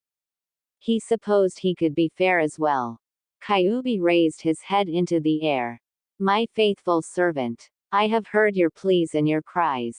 I shall deign you mates worthy of your ability and your right as a future emperor. I challenge you. Claim the one before you as a mate. So by the eternal decree of the god of destruction, Kyuubi-sama. Kyuubi roared. Naruto turned back to Kurenai. Once all of the clones collected notes for him to collect, he slammed his hands together, forcing chakra through her body. As you decree, my lord. Watch over me, Naruto called to him. The Biju and the Jinchuriki then roared with laughter as Naruto spoke. Kinjutsu no Onmyoten. Jiken no Uranai, forbidden technique of yin-yang release. Divination and mitigation of time, Naruto said. Quickly, everything around him began to reverse itself. The Kyuubi found himself sealed back into Naruto. Buildings were reconstructed. Civilians came back to their original positions. The flames settled down and peace returned to Konoha. Naruto chuckled tiredly as he dropped his hands.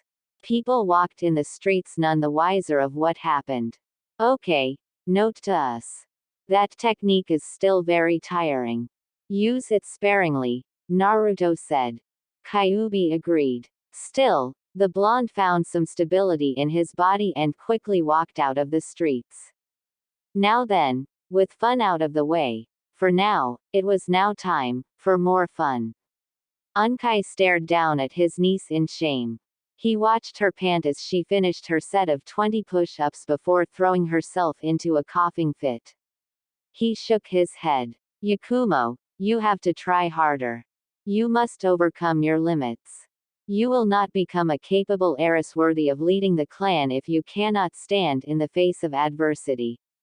Work harder, he exclaimed. The girl, Yakumo, tried to push herself up, but her body would not allow her to do so. She dropped and Unkai snorted before walking away.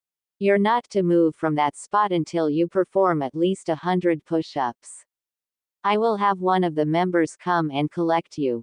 If you cannot perform this, then you will be given no dinner. Unkai said before leaving his niece, heiress to the Kurama clan, on the cold, hard ground. She could hear his steps dissolve into nothingness. She tried to perform more of her push-ups, but every set made it feel like her body would collapse over her. She tried hard, but it wasn't long before she felt the burning in her lungs which had her on the ground heaving. Yakumo tried not to cry. No one understood. She was trying. She was trying as hard as she could. She wanted to impress everyone, but it was as if the entire world was against her. She was born with a weak body. She couldn't even go to school like the others because too much stress would cause her visage to collapse. She wanted to be strong. She swore it every time she went to bed that she would become someone that everyone could find immense strength in. When people saw her, then they saw a strong woman capable of achieving remarkable things despite what her uncle told her. She wanted to be great. She wasn't weak. She could be strong too. If only someone gave her some help. If only someone understood. If only someone cared about her. Yo, bad day? A voice asked. She looked up in surprise when she saw the village pariah, Uzumaki Naruto, swinging his legs while smiling at her. She had remembered seeing him once or twice. Her parents adamantly told her not to associate with the blonde. It was something along the lines of him corrupting her, but she never knew why. She just knew he was an orphan and, apparently, he had done some bad things in the village.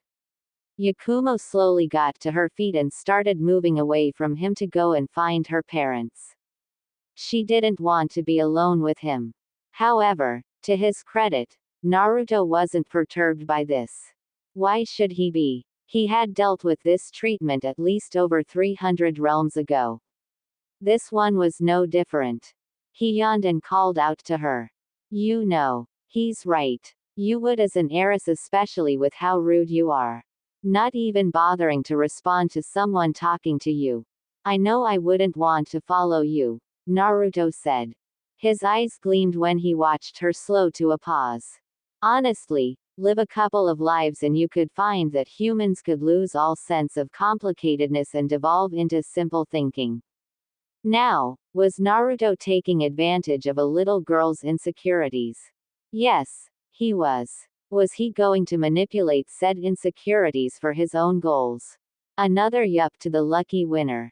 Did he care? Just a tad. Was it still funny? Hell yes. Was he going to stop? Allow him to get back to you on that. He watched her turn around and look at him. I apologize for ignoring you, but don't insult me when you have no idea of my situation.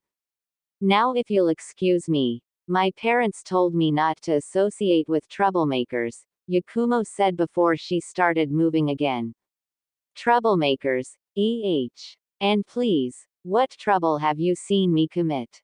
What crime has this pretty, damn good-looking face done? Please, tell me. You obviously have seen me do something wrong, right?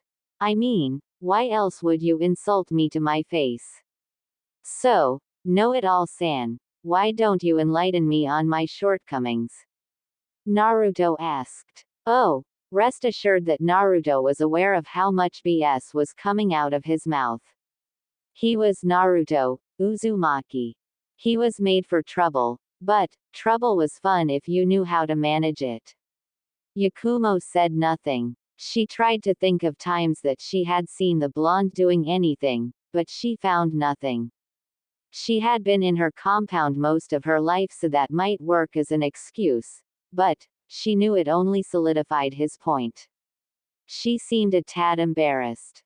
I've never seen you do anything. I've only heard things about what you've done from the villagers and my parents, Yakumo said. Naruto swung his legs on the branch he was sitting on. His body swung until he fell upside down, allowing his legs to hang off the arm of the tree.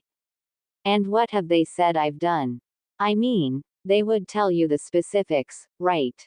I mean, people love to point out flaws. So, what has been told about me? I mean, it's not like I wouldn't know. So, tell me, what have they said about me? Naruto asked, that smirk still on his face. Yakumo glanced off to the side. She had heard the murmurs from the crowd, but no one had ever explained to her what he had done wrong. It wasn't like her parents to lie to her for no reason. He had to have done something, but she had absolutely no evidence. Naruto snorted. You can't even think of anything, can you? Well, I guess you're the type of person to just believe what other people say without even thinking it on your own. And here I thought clan heirs were supposed to be wise. I guess they'll make anyone a clan heir these days, Naruto said with a shrug of his shoulders. Yakumo stiffened. The young girl pouted. The blonde found the look adorable. If you want my opinion on what you are, then right now I would say you're a big jerk. Yakumo said, puffing her cheeks at him. He snickered. She had no idea how right she was in that regard, but he wouldn't tell her this. He merely walked over to her with his arms around his head. She didn't turn away from him, something he was surprised by. So, this Yakumo was just a bit more confident than his own. That would do wonders for him. Whoa, so you can think for yourself. Good to see. Maybe we can do something worthwhile with you, Naruto said. The brown-haired girl's face slipped up. Huh, was the most intelligible thing that came out of her mouth. She watched Naruto pat her on the arm. He was unusually close. Simple. I'm going to make you strong, Yakumo-chan. I'm gonna make you so strong that your old geezer of an uncle will be stupefied by you, Naruto said. The heiress of the Kurama clan didn't know how to reply to his words. She only saw him grin. She couldn't even reply to him before she watched him walk off. Come to Training Ground 7 at 1 a.m. 2 days from now. You're going to be someone great, Kurama Yakumo-chan. Naruto waved off to her. She blinked when she watched him run out of her compound. It had never even occurred to her to ask him how he had even gotten into her compound. Her mind then brought her to more attention. Yakumo called out to him. I'm not allowed out of the house after 7. She called to him. However, Naruto just kept running. He turned back to her. He wagged his finger at her. Kyuubi snarled. He really had to get his Jinchuriki to stop that shit. It was really annoying. He was sure that Naruto knew it too. He turned back to her. If you wanna be strong, then you can't rely on your parents to guide you all the time, Naruto told her, and he vanished out of her view. Yakumo watched the spot where the blonde pariah just was. One other question she had to ask. Why did none of the guards see him? Meanwhile, Naruto left her compound a happy man. You do realize you could have done all of this without placing a genjutsu over the whole compound. You're being rather lenient with these people, Kyuubi added, half asleep half awake. Naruto scratched one of his ears. Nah, it'll be fine. Outdoing one of Konoha's most premier clans in genjutsu is always worthwhile. Now I have 2 genjutsu masters from 2 powerful clans in Konoha as my generals. Now, we can start putting other things in motion, Naruto said as he continued on his way.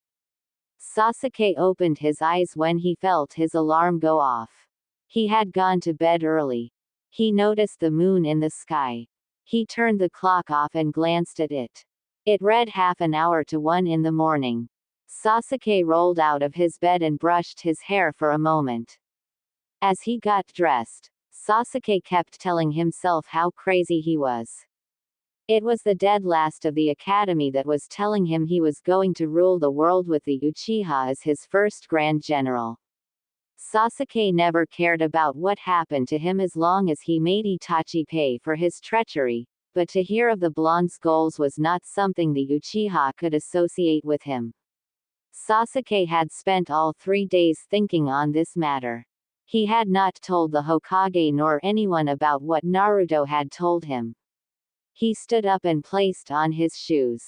The raven-haired heir to the Uchiha clan wanted to argue what he had seen, but he couldn't do so. He could tell that Naruto was strong. As much as it angered him, he had to admit that he had been humiliated by Naruto when he was taken out with one kick. He also had to admit that he trembled when he stood before the blonde. The dead last had made him feel fear. There was an uncontrollable aura that made the young Uchiha shiver. Sasuke never wanted to admit it, but Naruto was strong, ridiculously strong, incomparably strong. And the most frustrating part of that was because Sasuke had no idea why. If Sasuke could become that strong, then there was nothing to stop him from killing Itachi and avenging his clan. He wasn't strong enough. He could tell he wasn't strong enough. Even if it was the dead last. Sasuke had to find out. Any measure of power to make him stronger he had to take. Sasuke opened the door to his apartment and walked out. The night air was cold, and it took the Uchiha some time to find the training grounds, especially without getting caught by the night patrol. Sasuke climbed over the gate and entered Training Ground 7. Sasuke saw the trees rustle in the cool wind. However, beyond them, there was no other sound to be heard. The Uchiha took notice of 3 log posts and stood next to them. It couldn't have been more than 5 minutes did Sasuke hear the pattering of steps. He turned his head and he was rather surprised to see the heiress to the Kurama clan. She seemed surprised to see him as well. The 2 clan heirs stood next to the log posts. Sasuke-san, what are you doing here? Oh, actually, that's probably a stupid question. If you're here at the same time I am, then I guess Naruto-san told you to come. She asked. Sasuke offered a grunt for a response which Yakumo didn't appreciate, but she decided not to argue. She took a position next to the posts as well. It had taken the heiress to the Kurama clan a considerable amount of time to try and sneak out of her family's compound. Never mind that the night was rather scary at this time and each step made her want to turn around and hide in her bed, but she wanted to get stronger. She didn't want to hear her uncle's harsh words anymore. She knew she had great skills other than physical prowess. There had to be things that even she could do better than anyone else. About 10 minutes of silence passed for the 2 as they waited for their apparent host to arrive. Yakumo glanced up and stiffened. Sasuke-san, it might just be me, but the moon isn't supposed to be red, is it? Yakumo asked. Sasuke growled for a moment, but he stared up at the moon. No, the moon was definitely not supposed to be red. The 2 young ones stared at the moon for a moment before they heard someone shout. Oi, what are you 2 doing out here? This is restricted territory. Sasuke and Yakumo couldn't even hide their surprise when a flashlight beamed into their faces. Both covered their eyes when they saw a Jonin standing over them, a stern expression on his face. Sasuke his teeth. Stupid Dobi. What was taking him so long? Now they were in a heap of trouble. Yakumo seemed to be a fish out of water when the Jonin moved up to them. Neither wanted to speak as the Jonin chewed them out, telling them how stupid it was for the heirs of 2 prominent clans in Konoha to be alone, at night. He had a disgusted look on his face. I don't care what you to do, but if you're going to meet each other out here, at least do it when you're older and at home. Trust me, the bed is much more comfortable than the woods, he said. Yakumo blushed and stared at the floor while Sasuke just seemed more annoyed than anything. The Jonin sighed. Alright, you brats, let's go. I won't tell your parents just this once. If I see you here again, I'll make sure you're both kicked out of the academy, he said before herding them out. Sasuke and Yakumo fell into step with him. The brown-haired girl looked at the raven-haired boy. He looked like he wanted to burn the entire forest to ashes. She couldn't blame him. She was upset as well. Of course, why would she trust someone her parents told her to stay away from? Hopefully, they would both learn to never listen to Uzumaki Naruto's words ever again. As the three walked through the training ground, the Jonin stopped. Don't move. Did you hear that? He asked. Yakumo quickly shivered when she heard that. The Jonin flashed the light into the streets. Neither Sasuke nor Yakumo heard anything, but the older man narrowed his eyes. He growled. Both you, do not move. I'll be right back, he said, and he dashed into the trees. Sasuke stuffed his hands into his pockets. He glanced at the female next to him and noticed she was just a bit closer to him than he would have liked. He snorted. Ah! Yakumo and Sasuke jerked up, and the former fell to her feet when they heard a blood-curdling scream. From the depth of the tone, it had been the Jonin they were just walking with. Yakumo quickly grabbed Sasuke's shoulders. The Uchiha growled and reached for a kunai. Everything was still. The two started off into the direction they had heard the scream. They had to get out of here, but it was too dangerous to move. They saw blood drip off the streets. A chorus of groans and moans filled the night air. The red moon stared at them both. SS Sasuke-san, Yakumo said, but the Uchiha quickly silenced her. Both watched the trees shift around them. Then, the bushes shifted. Sasuke's body chilled and Yakumo tried not to scream when they saw the Jonin's head roll to them. However, it didn't stop there when they saw a decaying foot step out. A moan attached to that foot drew them to the hollow eyes glaring at them. Its undead skin walked towards them. However, that was not the only one. Soon there were 2, then 4, then 10, then 20, walking out of the forest. Sasuke and Yakumo stood stunned as they watched an army of undead fallen shinobi walk over to them. Sasuke took a step back. Yakumo followed him. She turned around to cover their back, but she couldn't hold her scream. Sasuke turned around and unsurmountable horror filled his body when he found them surrounded by hundreds of undead. Sasuke glanced around, but he saw absolutely no avenue of escape. He turned to Yakumo and grabbed her arm. I'll distract them. Hurry up and get help. Don't stop running. You hear me? Get out of here. Sasuke hollered and tossed her as far as he could. Yakumo cried as she flew through the air and slid on the ground. Sasuke-san, Yakumo called. Some of the undead noticed her. Yakumo tightly closed her eyes and quickly ran off. They followed her. Meanwhile, Sasuke stared down the remaining enemies. He quickly sped through some hand signs. I don't know what's going on, but I'm not going to die here. Not until I kill Itachi. Sasuke uttered. Kaden. Gokaku no Jutsu, fire release. Great fireball technique, Sasuke shouted and he blew a massive fire over the army of decaying bodies in front of him. The flames overwhelmed them and crashed into the forest behind them. Sasuke seemed pleased with himself, but amidst the flames, he saw them still walking unperturbed by his technique. Sasuke forced more chakra into the jutsu as he could, but they calmly walked through it and grabbed his arms. Their grip was strong. Sasuke growled, but he couldn't budge. His body was not conditioned enough as a young boy to withstand the might before him. He saw them stand over him. The strength and fear overwhelmed him. He closed his eyes. Oi, sleeping beauty. I'm not kissing you to wake you up. I don't roll that way. You too, sleeping beauty number 2. If you both don't wake up, I'm gonna take a picture of you and spread it around Konoha. Imagine, the Uchiha and the Kurama clan, getting started on their future heirs early. Ooh, what a scandal. Sasuke grumbled and opened his eyes. He shot up in surprise to see nothing around him.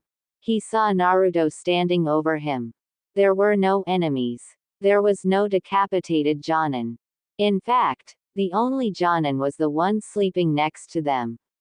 He turned, and he noticed Yakumo leaning up as well. They stared at Naruto. Enjoy your dream? Naruto asked. Both saw his smirk. He had done it. Sasuke growled and shot up. He grabbed Naruto's collar. You did that? Sasuke asked. Naruto rolled his eyes and plucked Sasuke in the head, blasting him into the ground. If Yakumo wasn't so shaken, she would have been more surprised at Naruto flicking Sasuke off his person like the Uchiha was but a bug. Meanwhile, the blonde patted down his clothes. Sasuke coughed and leaned up. Naruto shook his head. Now then, that you know not to touch me like that, I'll let you know. You're damn right I did that. I did it for 3 reasons, Naruto said, holding up 3 fingers. They stared at him. Kami forbid if these were not valid reasons. They tried to look angry at him, but he hardly cared about their pitiful little temper tantrums. He'd give them each a subscription to the Shinobi Child Care Facility, best diaper company in the world if they insisted. 1. It was because I could. Naruto said. Sasuke seethed and Yakumo frowned, but Naruto continued on as if they didn't even exist. Ah. 2nd, it was pretty damn funny to watch you two squirm. Now, 3, was to begin your training. And, judging by your performance from that, we have so much work to do if you're both going to be competent generals, Naruto said.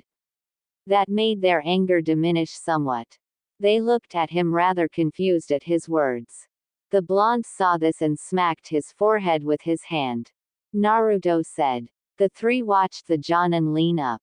His eyes seemed very unfocused and he stood to his feet. The Kyuubi Jinchuriki held out his hand. Sasuke and Yakumo were aware of his smile.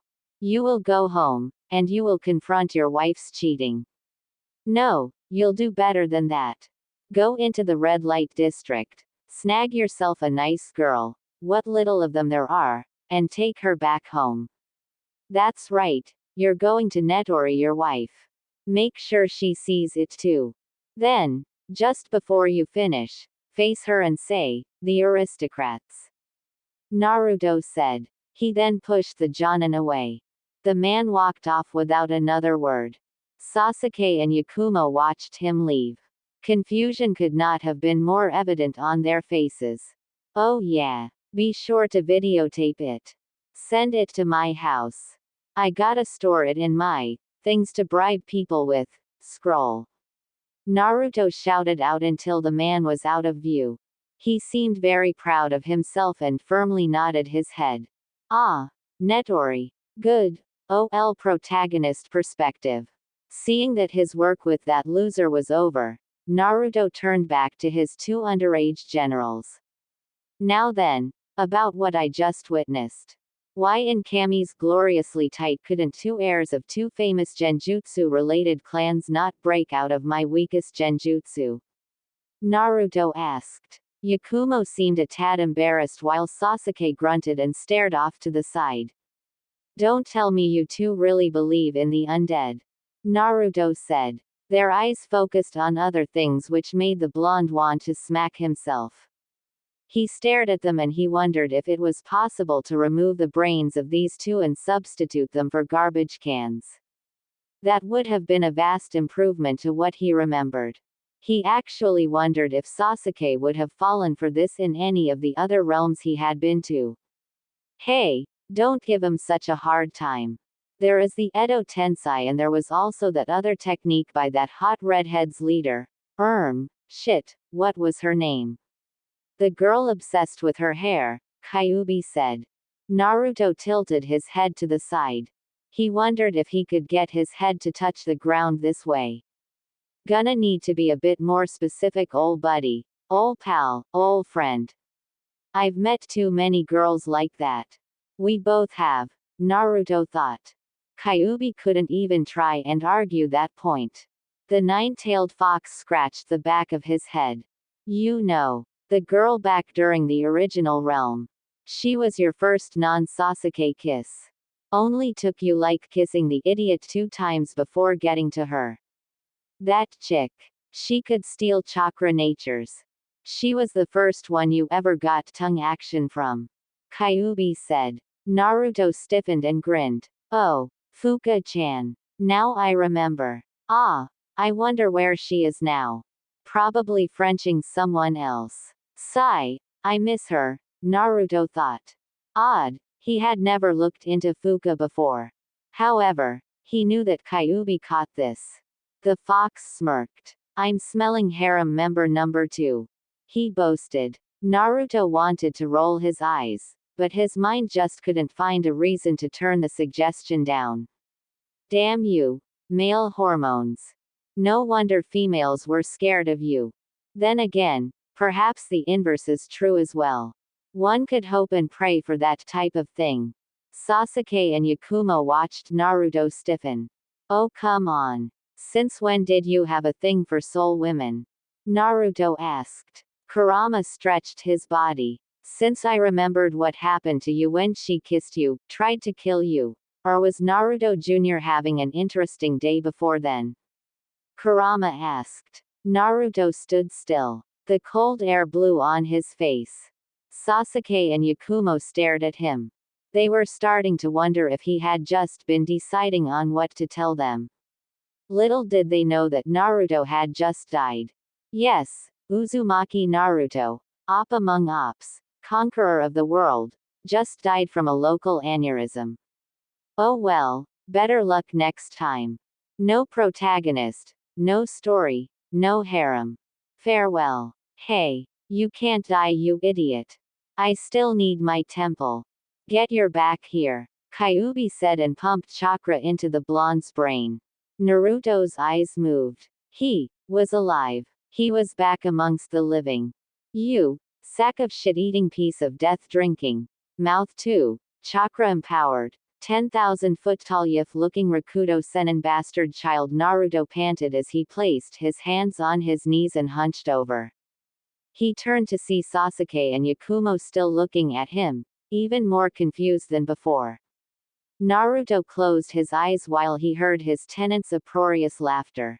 He then faced the two of them. I'm going to ignore this. You're going to ignore this. If you ever bring this up again, I will mind you both so badly you won't even remember a xenomorph from a yautja. Naruto exploded. A what? A what? Kyuubi, Sasuke, and Yakumo thought at the same time. For that matter, none of them, not even Kyuubi, were sure what either of those things were, but the latter two slowly nodded anyway. Seeing this, Naruto took deep breath and backed up. Sorry, I just lost a lot of my composure at the moment. Let's just back up for a second here. Yakumo, the reason I called you and Sasuke here is because I am going to conquer the world. I'm going to rule every single last inch of it. No one's going to eat a single piece of food without me knowing it, metaphorically speaking. Now, I'm going to train you and Sasuke to be my grand generals. You're both going to help me rule the world, and in return, I will give you both what you want, Naruto said. Yakumo blinked. He found her questioning gaze amusing. Sasuke wants revenge for his clan. I can give that to him easily. You want to bring great honor to your clan and help them see that you can be a competent clan head. It's not so impossible to rely only on genjutsu. Though, I could fix that weak body of yours too, Naruto said, waving off whatever problems she had. Yakumo seemed to take some time to process these words. He could fix her body. He was going to be ruler of the world. He was freaking crazy. You're crazy, she remarked. Naruto raised an eyebrow at her. He then rotated his shoulders. And that is lesson number 1 learned.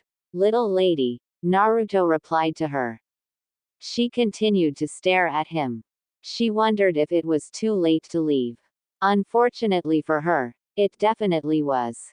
She turned to Sasuke, but she could see the Uchiha clinging to his every word. He couldn't be serious. She didn't want to rule the world.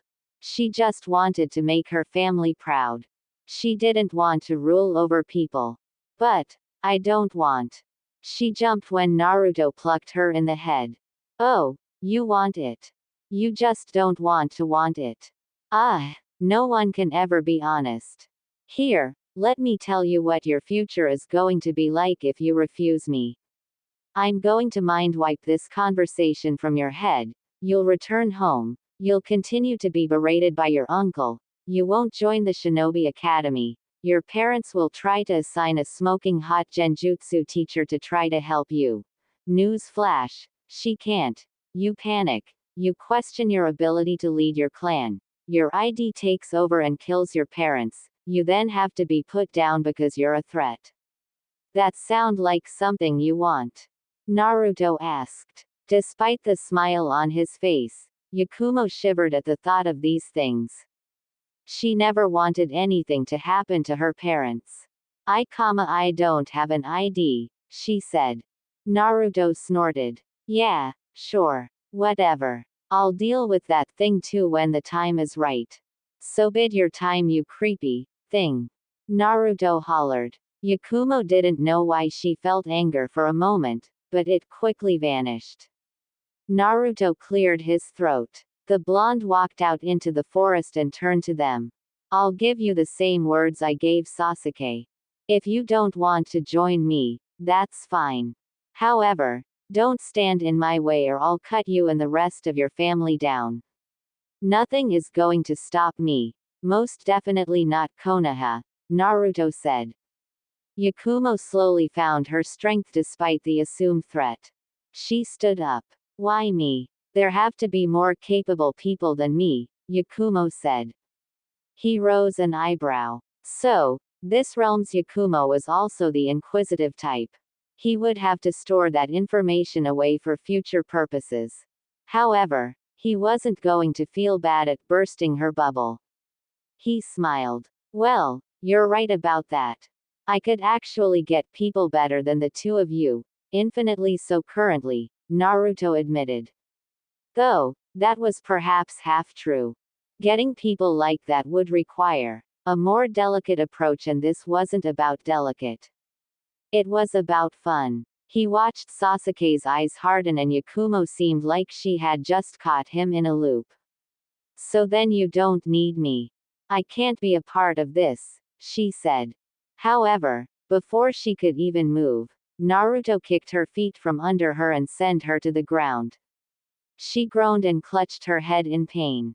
What was that for? She asked angrily, but she saw his eyes peering down at her.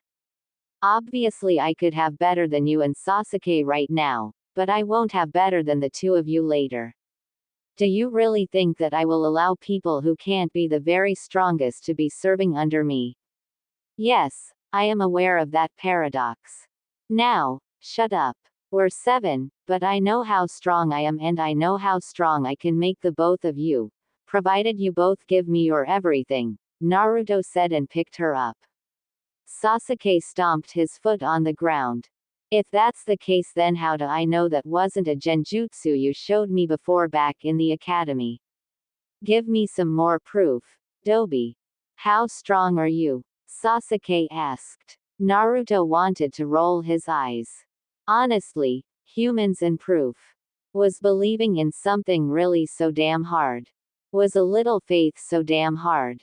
Naruto was also going to have to do something about that Dobi title.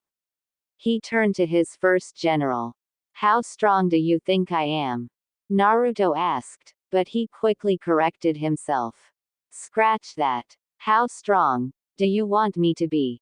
The blonde asked with a raised eyebrow. Sasuke opened his mouth but quickly closed it. Truth be told, he wanted Naruto to be talking out of his about how strong he actually was. Yet, if he was, then Sasuke was going to be very irritated that all of this had happened, and he hadn't gotten any stronger. Then there was that irritating smile on Naruto's face. Why did the dead last seem like he knew what Sasuke was thinking? The Uchiha didn't like it. However, as much as he didn't like this situation, he did not like Itachi more. Sasuke balled his fists. He then gave the blonde a heated glare. Naruto could have warmed his ramen with that heat. I don't care what happens to me so long as I kill Itachi. If you're strong enough to do that, then I don't care what you have me do. However, I am not going to follow someone weaker than me. One lucky knockout doesn't make you better than me, Sasuke said. The smile that suddenly appeared on Naruto's face unnerved him. Hell, Yakumo thought the boy was utterly insane with what she was hearing. She saw the blonde turn to her. And you? He asked. Yakumo stiffened. Images of how she would look as a mighty general flashed through her head. Pictures and visions of coming home to her family's warm faces, telling her just how proud they were of her, and how much she had grown. She couldn't take it. I've heard many unfavorable things about you, Naruto-san. However, I will decide on my own what to believe, Yakumo said. Naruto's grin must have shown on his face because both were worried when he held out his hand to them both. Oh, trust me, I have much in store for the two of you, he said. They shook his head and a feeling of dread came through them. It was almost as if they had signed away their souls. The Kyuubi Jinchuriki nodded and turned around. Well, all right then. Just so you can tell how vastly superior I am to you, I'll give you a small glimpse at what I can do, Datbeo. Naruto said as he slammed his hands together. Sasuke and Yakumo suddenly gasped when Naruto's body exploded in chakra. The smile never left his face. This couldn't have been ordinary chakra, for it changed from a solid blue color to a vibrant, godly yellow. The ground shook beneath their feet. They fell back away from him. Neither could form words in their mouths when they saw Naruto slam his hands on the ground.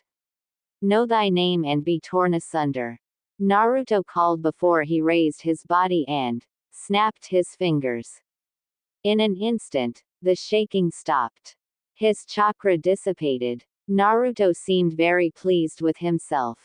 Alright, I'll see you guys in 3 days for training. Come back here when you're free. Bye-bye, Naruto said, slowly vanishing out of their sight.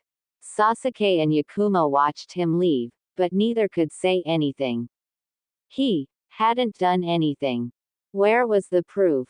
As he vanished away, the wind whispered his words. Oh, and I wouldn't stand there if I were you. This place is going to be swarming with shinobi in maybe 5 minutes. You're my generals, I'd rather not see you be my pancakes, Naruto said before there was nothing left of him. Not even 1 minute later did Sasuke and Yakumo notice the area around them grow darker. The moon was no longer in view. Yakumo looked up. She really wished she hadn't. The Uchiha followed her view and all strength left his body. Both quickly came to understand the power of Naruto, Uzumaki. Both children watched as 5 massive pillars of rock fell through the air over them. A bead of sweat fell down the raven-haired boy's face. The brown-haired girl swallowed the lump in her throat. This had to be a genjutsu. Was this really Naruto's doing? They couldn't outrun that.